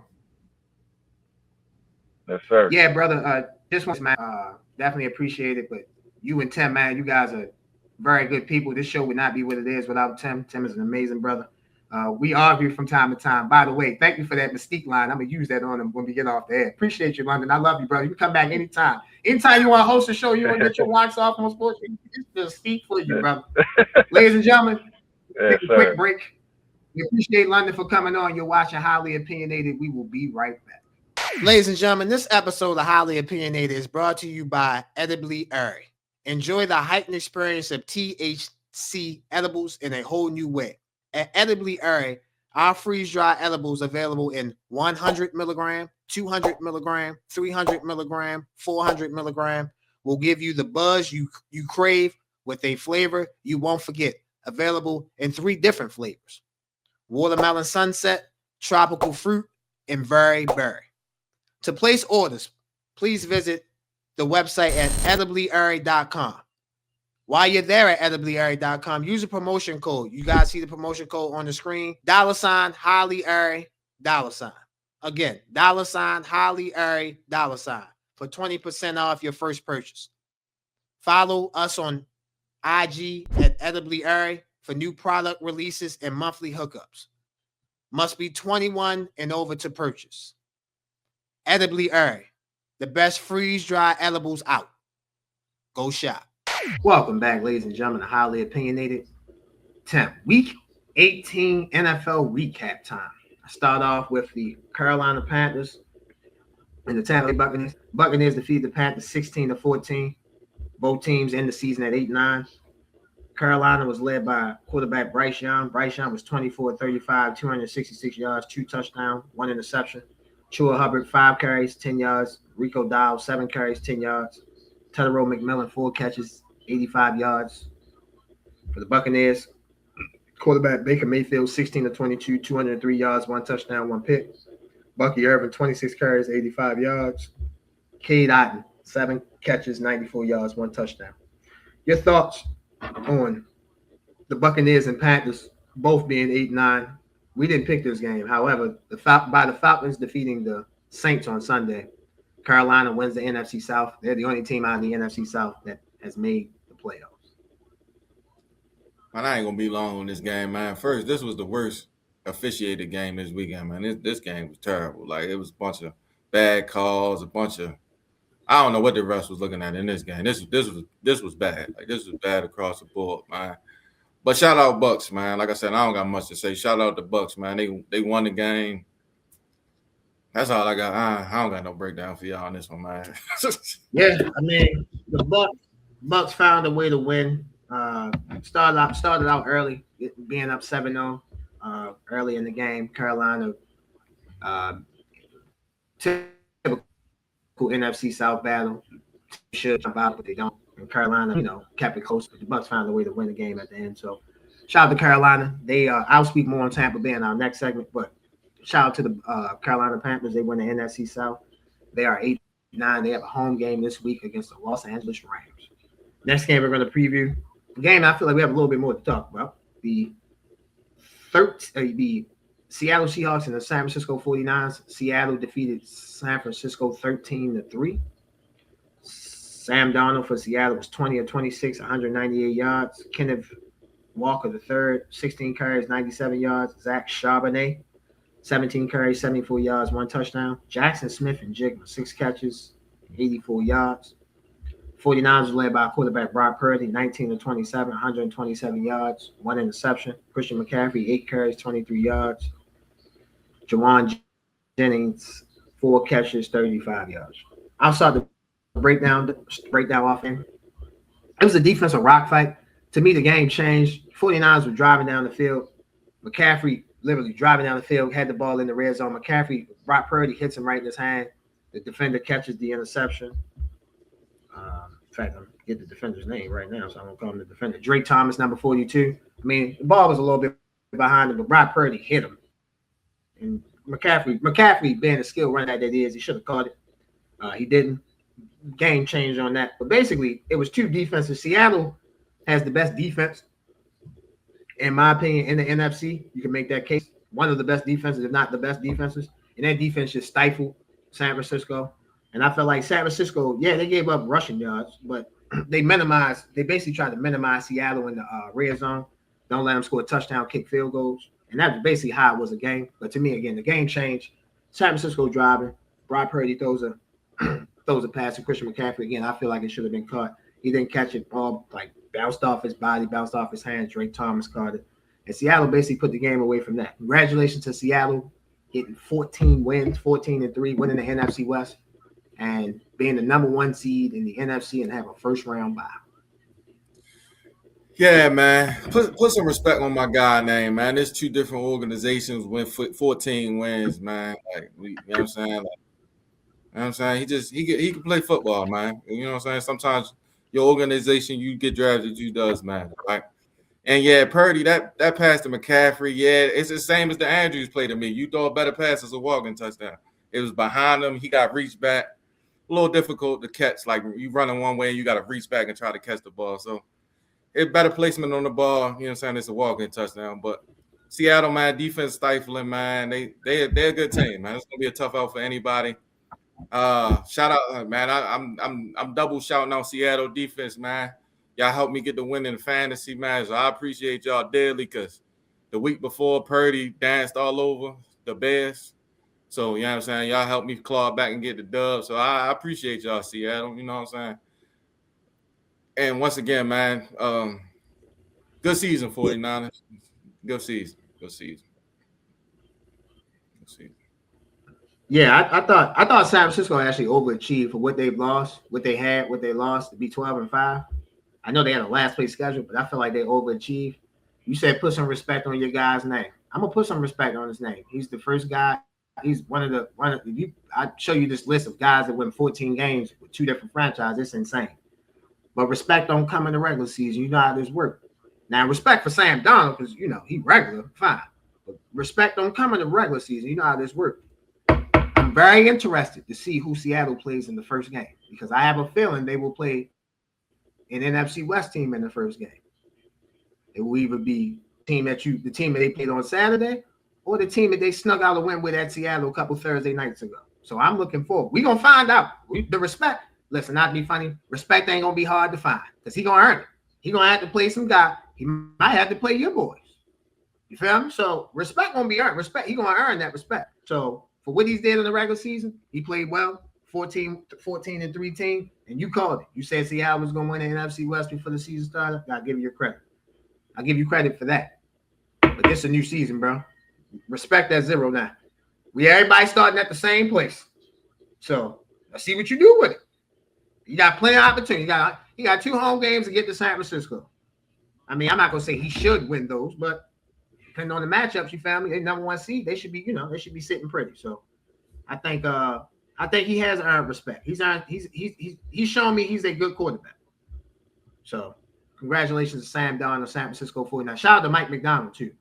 Mike McDaniel. Mike McDonald. I got his name. I keep getting Mike McDaniel and Mike McDonald, Miami and Seattle coach with the 2 double M. Mike McDonald in Seattle. Hell of a job, man. We haven't this yet, but he's the coach of the year. The coach of the year this year gonna be hard as shit to pick. He's definitely one of the candidates for sure. Tim, the last game that we're going to recap. It was game 272 of the NFL season. And I know the people at NBC, boy, they can't wait to see this rating of the Ravens and the Steelers, man, because I know it got the biggest rating. Tim had every TV on this house just to see Tyler Luke miss a field goal at the end of the game. So that's like 5 viewerships right there. Can you imagine other people who watched this who wanted to see the Ravens or Steelers win or lose? So it was a great game. The Pittsburgh Steelers defeated the Baltimore Ravens 26-24. Lamar Jackson was 11 of 18, 238 yards, 3 touchdowns, 1 interception. Derrick Henry, 20 carries, 126 yards. Zay Flowers, 4 catches, 138 yards, 2 touchdowns. Tez Walker, 2 catches, 46 yards, 1 touchdown. Pittsburgh was led by quarterback Aaron Rodgers, 31 of 47, 294 yards, 1 touchdown. Jalen Warren, 14 carries, 66 yards. Kenneth Gainwell, 5 carries, 10 yards, 1 touchdown. Kenneth Gainwell, 8 catches, 64 yards. He didn't have a touchdown catch. Tim, your thoughts on the Pittsburgh Steelers improving that record to 10-7, winning the AFC North, and hosting the Houston Texans next Monday night? Hey man, I'm gonna give y'all some numbers, right? So y'all, I'm gonna do a little bit. I'm gonna try not to be long. I'm gonna break football down to y'all real quick so y'all can understand how this works. Cause I'm tired of just hearing this run Derrick Henry theory, right? So I'm about to break some numbers down to you. Baltimore Ravens had 48 offensive plays. Steelers had 73 plays.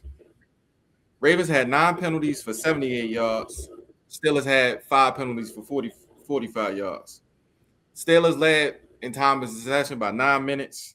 The Ravens were 4-12 on 3rd down, and the Steelers was 9-16 on 3rd down, right? So how was they supposed to run Derrick Henry more? Like, he had 20 carries. They only had 48 offensive plays. Lamar ran 4 times. What's the boy name? Mitchell ran twice, and Ali ran 1 time. Like, how, and if y'all watch the second half, Henry longest run in the second half was 8 yards, if I'm not mistaken. So they was pretty much, I mean, he ain't run a lot of times in the second half, but they was kind of stopping him, right? So, like, how are you going to run the ball in the 2nd and 8, 2nd and 9? Like, I just talk to me, because I'm a little lost. Like, how is he supposed to get 30 carries and y'all only had the ball for 48 plays? Like, I'm just curious. Like, just somebody tell me what I'm missing. Like, how is that possible? Like, how is he going to get it 30 if y'all only have 48? Y'all ain't converting third down. So, like, just how is y'all extending drives? Like, you know what I'm saying? I'm just curious. That's one thing. Second of all, man, we said this last year. Y'all don't listen. Y'all needed a pass rusher. Who the Ravens get the pass rush? Nobody. So not only did y'all not have a pass rush, y'all made Aaron Rodgers. He game managed for most of that game. If you ask me, he hit the flat routes, when he seen the shot, took a shot. But he went 31-47. So y'all lost to the Steelers with no DK Metcalf, and he went 31-47. Y'all couldn't tackle well. Tackling was sorry. Y'all Gainwell, Warren, a couple times caught the ball in the backfield, broke 4 tackles, 11 yards. The Ravens wasn't a good team this whole year, so I don't even know why they even wanted to get in the playoffs. I wouldn't even as a fan, I'd have been cool with, you know what I'm saying? What we doing? And I know it's going to be a question about Lamar, right? I personally don't think Lamar had a good game. He had a good fourth quarter. The first 3 quarters was average, right? He had 3 splash plays. That's really where his numbers came from, 3 splash plays. Lamar didn't play a good football game. We could say he injured or hurt, whatever. But can we just call a spade for once? But, I got to do it in this note, man. Hey, Ross, play this video for me, man. But play this video. Josh wanted at least one more game. Hey, man. When I saw that, I didn't know if he was kissing goodbye to his job or kissing goodbye to the Ravens, because I think he's still in the hot seat. I think he might get fired. I think he might get fired too after they lose to the Texans. So but they got the win, man. Shout out to Pittsburgh, man. I don't even want to talk about the missed field goal because I feel like the Ravens mismanaged that as well. You know what I'm saying? Try to get close, try to score a touchdown. I don't know why teams don't try to score a touchdown. We're going to rely on a rookie kicker. He barely made the 40-yard kick early in the game. I don't know if y'all seen how close that was. He barely made that one. So, and then we watched Boswell miss the extra point. Me as a coach, that wouldn't have got me no more confident in my kicker. If I just watched one of the best kickers miss the extra point, I wouldn't have been that confident in my rookie quarterback. I would have tried to score a touchdown, but what do I know, man? But my fault. My fault. A lot there. You said My fault. Before you go, Josh, this is my last one. Hey, I got a picture for y'all. We gonna drop, and yeah, Ross, hit him with the picture for me. Oh man.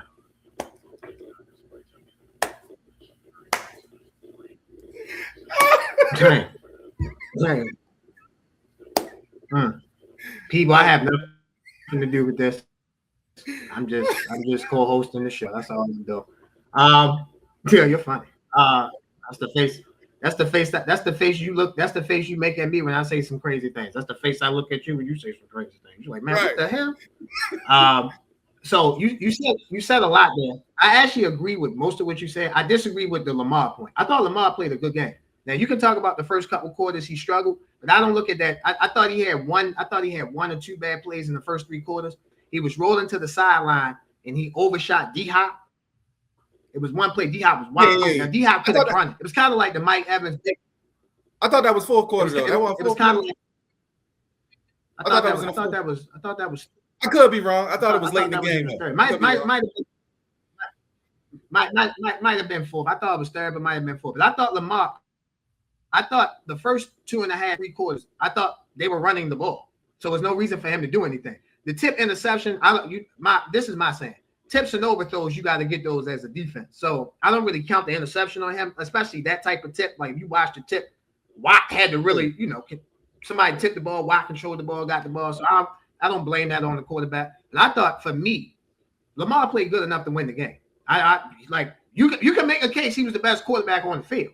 Now Aaron Rodgers had some darts for sure, but you can make a case he was the best quarterback on the field. Now, do the Ravens have a problem with closing and finishing games? Yes, but I don't think the closing and finishing games was on him yesterday or Sunday. I don't think so. Again, I didn't think he was the best quarterback ever. Not saying that, but I thought he played good enough for his team to win. Now you said, I know you being facetious saying you ain't think why would they want to make the playoffs and this, that, and the third. They obviously wanted to make the playoffs the same reason why the Steelers. Think about it like this. You picked the Steelers to beat the Ravens. I haven't even asked you who you picked out of the Texans and the Steelers. You already picked the Texans. You just said Mike Tomlin might get fired when he lose a game next week. So for me, you always gonna want to get in the playoffs. And, obviously it helps your resume, it helps you get whatever you want to do and whatever. So I'm not saying the Ravens could have won the Super Bowl. I'm not saying the Steelers are going to win the Super Bowl. All I'm saying is You want to give yourself a chance to get in the Yeah, tournament, and anything can happen. This AFC is wide open. Think about it. Buffalo, to me, the best matchup this week, in my opinion, is Buffalo at Jacksonville. That's a 1 o'clock CBS game. You see what I'm saying? In my opinion. So for me, I thought Lamar played well enough to win, but the Ravens, they get, and I agree with you 1,000%. We said this during the group chat, in the group chat. I'm never settling. Like I don't believe in settling. I'm not gonna settle for a 44-yard field goal when I can get a 39. I'm not gonna settle for a 39-yard field goal when I can get a 34. Tyler Luke is a rookie kicker. It's already crazy as hell to be in that situation anyway when the game is on the line. Why would you put more pressure on them? Listen, people that have kids, I'm gonna ask you this: if you guys have multiple kids, do you put the most pressure on your oldest or your youngest? You put it on your oldest because you know what your oldest can do. Tyler Shuck is a rookie. He's not a seasoned vet. He's a rookie. He kicked at Arizona. Tim, what big games Arizona been in? Wait, none. Like none. The biggest game they play is Arizona State every year. So come on, man. Like it's different. Justin Tucker went to the University of Texas. They were in the Big 12 trying to win Big 12 championships and get to the playoff. I know they're in the SEC now, but still, they were in the major conference before. Not saying Arizona is not a good team, but we know Texas is in the hunt every year to try to win the championship. Doesn't mean they're going to win it, but they're trying to. So, Tyler Luke, yes, you need to make the field goal. This is no excuse. You have to make the field goal. But the one thing I disagree with the Ravens, bro, let's get closer. When Lamar took that knee, I was sitting right next to my homeboy, and I said, they sure got a lot of faith in this guy. God damn. They can't get closer, and they had another timeout. They had one more timeout. So, I just feel like the Steelers were the better team. And like you said, I picked the Ravens to go to the Super Bowl, to win the Super Bowl before the season started. And they built a team over. It started, think about it. It started first week, Sunday Night Football at Buffalo. They should have beat Buffalo. They found a way to lose that game. The last game of the season. My grandfather used to always say, boy, how you start, it'll be how you finish. You start off bad, you're going to finish bad. And they started off bad, blowing the lead. And what did they do week 18, Tim? They blew a lead to not win the AFC North. So congratulations to the Pittsburgh Steelers. I do not think Mike Tomlin will be getting fired. I don't think that'll happen. I don't care if they lose to the Texans 100-0. I think he'll still be the coach there. Congratulations to the Steelers. Congratulations on them making the playoffs. And let me just say this. I think they will give the Texans a better game than what most people think that they will. They got a little bit more momentum riding into this game, and they get DK Metcalf back. I think they'll give the Texans a better game than what most people think that they will. Ladies and gentlemen, it's that time, the best segment in sports. Go ahead. Before we do takeaways, go ahead. Yeah, my fault. Yeah, I mean, essentially they could give them a better game. It's just I'm struggling with like Arthur Smith offense, that the Texans not gonna let all that under the flat type of stuff. Like the Ravens was playing too far off. Stingley and them not going. They're more physical, ferocious defense. So like offensively, yeah, and then the Steelers defense, like Texans offense been struggling. So that'll be the issue. If Stroud struggles and turn the ball over once or twice, it definitely will be a better game. But if they play a clean game, I don't see it. I got you. Well, again, we I think Pittsburgh got a chance, man. I really do. I think their defense home crowd playing on Monday night, I think that gives them an advantage. Ladies and gentlemen, it's that time, the best segment in sports. Every week on the NFL season, be our weekly observations, takeaways. Tim, this is the last week that we will see all 32 NFL teams until September. So what were your week 18 takeaways, my brother? Man, records are made to be broken, man. Shout out Myles Garrett, man. 23 sacks, man. Crazy year. I know he did it in more games than Strahan. So if you want to say he got the record for 17 games and Strahan got into 16 games, that's fine with me. I ain't wanting them to be picky. Shout out to Myles Garrett, man. That's the first one, man. The second one, man, this one hurt my heart, man, because I was on the phone with one of my good guys, my good men. I was on the phone with him. He was like, man, yeah, they probably about to fire Raheem. I'm like, man, they ain't about to fire Raheem Morris after 2 years, and they done. I said, ain't no way. Man, they done fired my man, man. Atlanta, what we doing, man? Like, situationally, man, 2 years there. You know what I'm saying? We all know it take more than 2 years to build something up. And they was on the right path. Like, Cousins started good last year, then he folded. They had to put Penix in, played 5 games, looked up and down as he should. Got hurt this year. Atlanta went on a run at the end, but like, why we fire him so early? Like, you know what I'm saying? Especially in that division, where as though like talent-wise, y'all was competing, and it looked like next year probably would have been a year y'all can win the South, honestly. My last one. This playoff picture very interesting, man. You got what I call the savvy veterans versus the rising young fellas, man. Like you got all these matchups interesting in me, man. You got let me go with you got Josh Allen versus Sunshine. You got Drake May versus Herbert. You got who the Bears got? You got Caleb Williams versus Jordan Love. Yeah, you got 2, you know what I'm saying? Like all these quarterback matchups, and it's gonna be an interesting playoffs. You got, like we just said, you got Stroud versus Cat Rooney. Shout out Cat, baby. Cat still can game manage it. So man, look, man, this playoffs gonna be very interesting, man. See, some of them savvy vets that need playoff wins or solidify their career, like solidify themselves versus the young fellas that, you know what I'm saying, they just hit a ball, man. We got interesting playoffs, man. I'm excited to see what happens during this playoff runs. Absolutely. Should be a great NFL playoffs. Great observation. Great takeaway.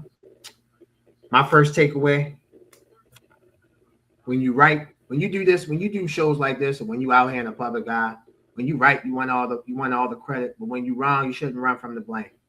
I'm not taking a shot at nobody when I say this. When I'm wrong, I'm not gonna blame this guy, that guy, this person, that person. I'm gonna blame me because I made the pick. I did what I did. I picked the Tampa Bay Buccaneers to get to the Super Bowl. The Tampa Bay Buccaneers were 6-2. They finished the season 8-9. Repeat that again. After week 8 were 6-2. They finished the season 8-9. Everyone knows I'm a very good fan. I'm not a good fan. Big fan of Baker Mayfield. I think Baker Mayfield. What you think of Sam Darnold? I think of Baker Mayfield. But he underachieved. He didn't perform well. He has their own offensive line. The offense personnel didn't perform well. Yes, every team has injuries. Let's look at the San Francisco 49ers made the playoffs. They have injuries. They don't have Fred Warner. They don't have Nick Bosa. They're missing guys. They still find a way to win. They don't even have the wide receiver, number 11, Brandon Ayuk. He ain't even, I don't know if he's hurt or whatever, but he didn't even play the whole season. And they got Ayuk. They found a way to make the playoffs. Very disappointed in the Tampa Bay Buccaneers. Thought this could be the year they could take advantage of a weak NFC South, which Tim essentially just said it was. And then the NFC is not really a dominant team. Yes, you look at the Eagles. They're the champions, so they should be respected. I don't fear Seattle. I know you don't fear Chicago. Who else? And then Carolina. Like, come on now. So I respect the Rams, but the Rams have deficiencies. San Francisco has deficiencies. And the Packers, they don't have their 2 best defensive players, in my opinion, with DeAndre White and Michael Parsons. So I thought Tampa Bay would take advantage of it. Very disappointed. Bucks made me look like a damn fool, but I got to own being a fool because I'm the one that picked them. So I was wrong on the Bucks. Until I see the proper changes that I need to make, the Bucks are just a cute team. They might win a division. They might win a playoff game. That's about it. Next takeaway for me, week 18 of the NFL season.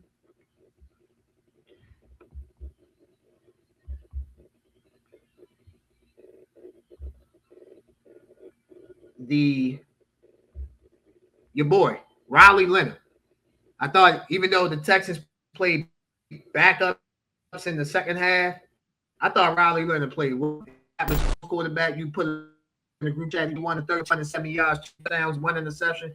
He was in that ball. He was looking well. Made me think like, bro, y'all could have just played Riley Leonard instead of signing Phillip Rivers. Messed up his whole retirement situation, but it is what it is.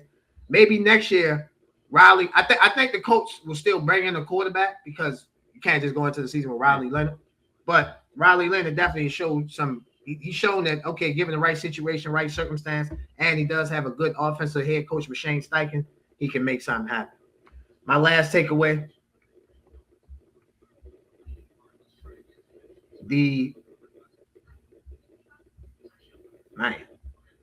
so we've had a lot of firings in the NFL.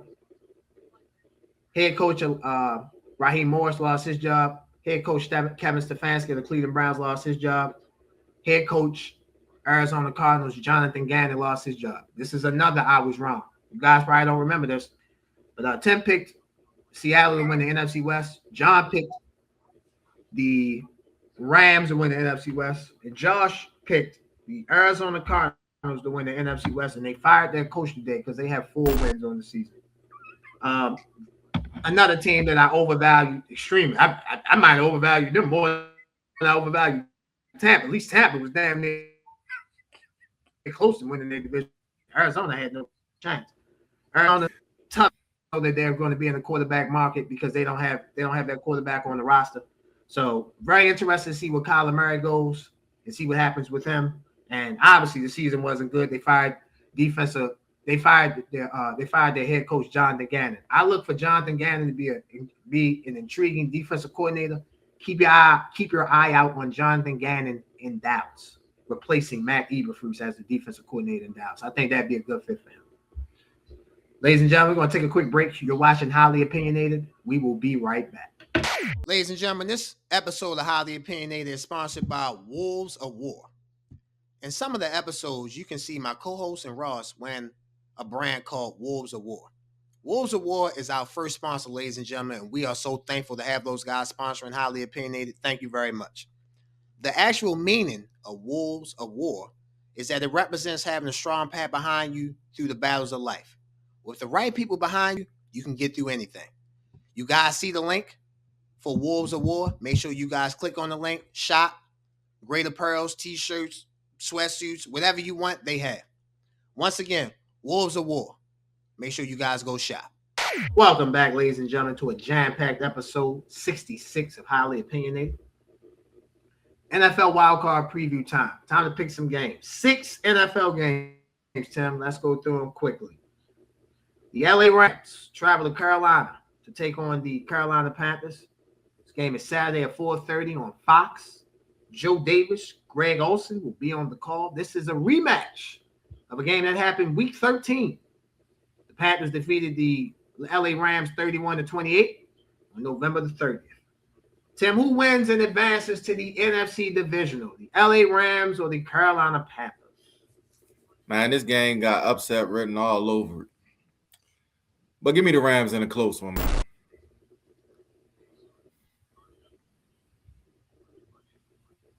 You like the Rams?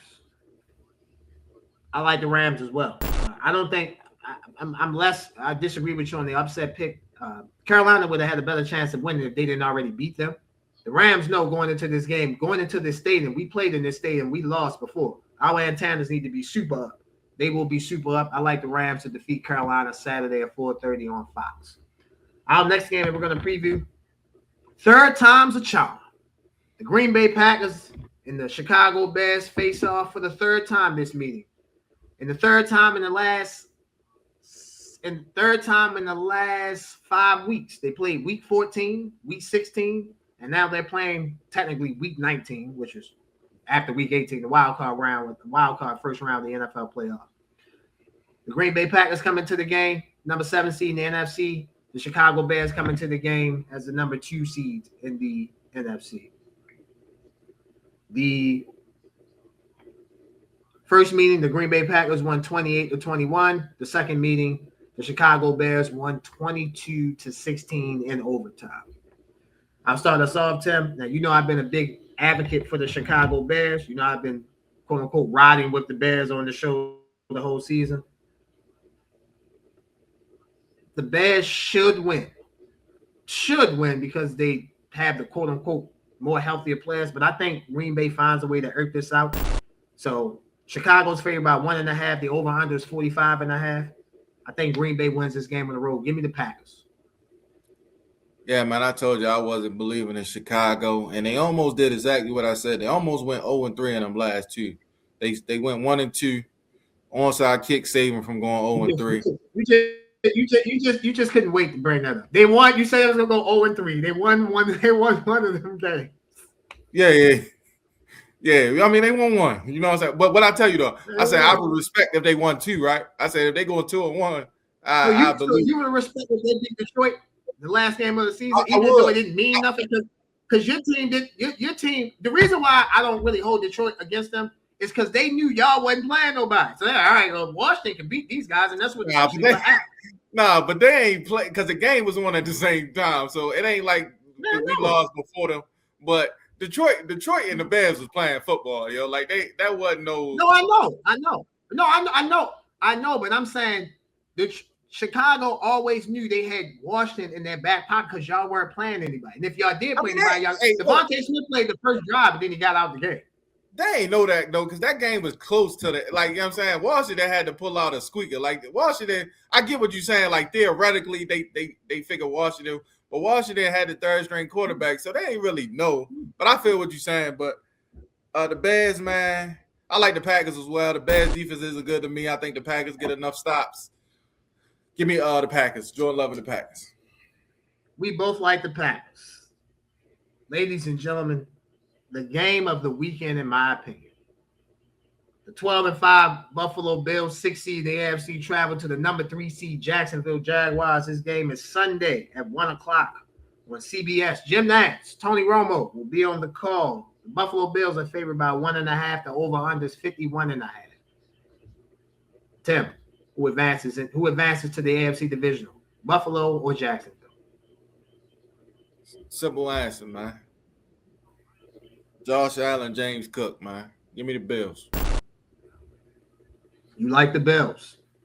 Bills favored by 1.5. I think everyone will like the Bills in this game, except for the guy that's been on Jacksonville since about mid-season, and that would be me. I think the Jacksonville Jaguars beat the Buffalo Bills. Travis Etienne tooting the running back. The wide receiver sets that they have, and that defense with Josh Hines-Allen.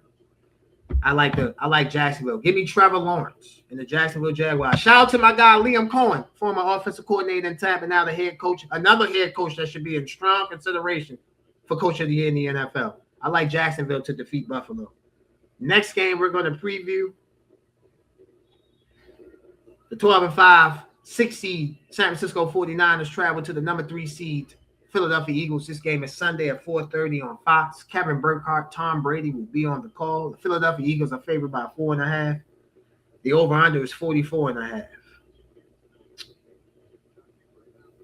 I really want to pick San Francisco. I really do. It would be good for the show for me to pick San Francisco. But I don't like a lot of people tell people what I don't think is going to happen just to do it. I think the Eagles are the better team and defensively. So give me the Philadelphia Eagles to defeat the San Francisco 49ers. I told y'all last week, man, there's only one person who can stop the Philadelphia Eagles, and that is Kevin Patullo. But Kevin Patullo, I'm telling you right now, you and Nick Sirianni, you're facing a defense with no pass rush. Like they have no pass rush, and they injured all over the place. Y'all better score some points this week. This better be the start to something great. Y'all better score some points this week, man. We gonna get to Purdy. Give me the Eagles, man. Handle business. Just handle business. San Francisco, if you could do me a solid and beat the Eagles, that would be amazing. All joking aside, I just don't think they have the personnel or talent to do it. So I'm right there with you, bro. Give me the Eagles. Sunday Night Football on NBC. Mike Tirico, Chris Collinsworth. How are they going to have an encore of the Ravens and the Steelers? Well, the game that will be on Sunday Night Football is the Los Angeles Chargers. The number 7 seed Los Angeles Chargers take on the number 2 seed New England Patriots. Sunday night, again, 8 o'clock on NBC. The Patriots are favored by 3.5. The over-under is 46.5. Tim, does your boy finally get a playoff win? Hey, man, I ain't gonna lie, man. I might be more hurt if Herbert lose than the Eagles lose. I ain't gonna lie to you. Herbert, it's time, son.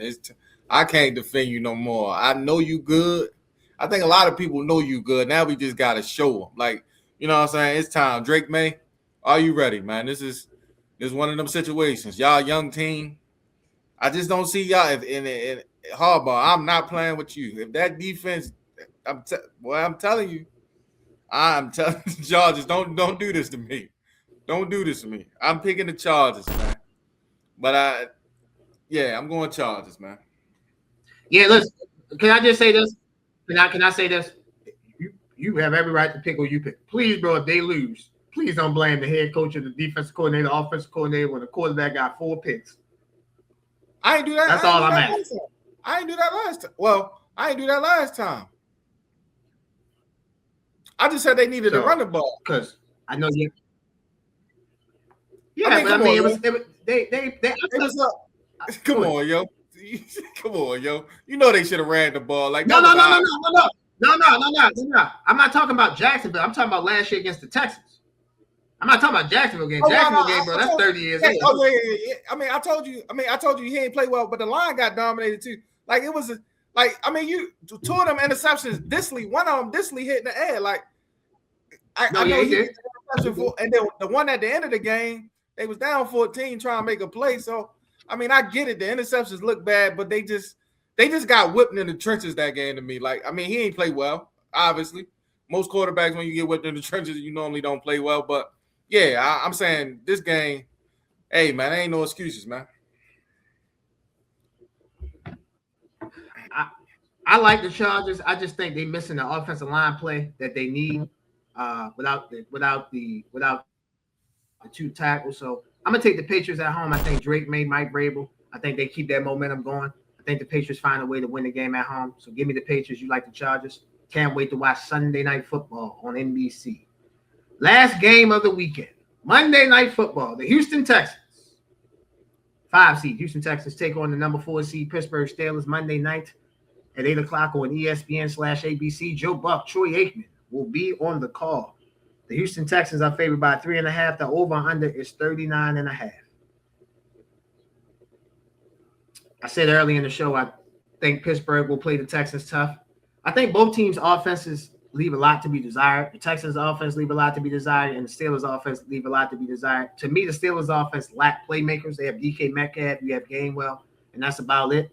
Week 18, Nico Collins missed. Obviously, that means that they've set him out. He should be ready for the wildcard game at Pittsburgh. Houston's coming from a dome team to play outside. Not saying that should affect them all the way, but I think being outside in the cold will play to the Steelers' advantage. People have been saying, when is Mike Tomlin going to get a playoff win? My co-host been saying he got to win a playoff game. He won a playoff game since 2016. Well, guess what, ladies and gentlemen? Next Monday, Mike Tomlin will win his next playoff game. Give me the Steelers. I think the Steelers beat the Texans on Monday night.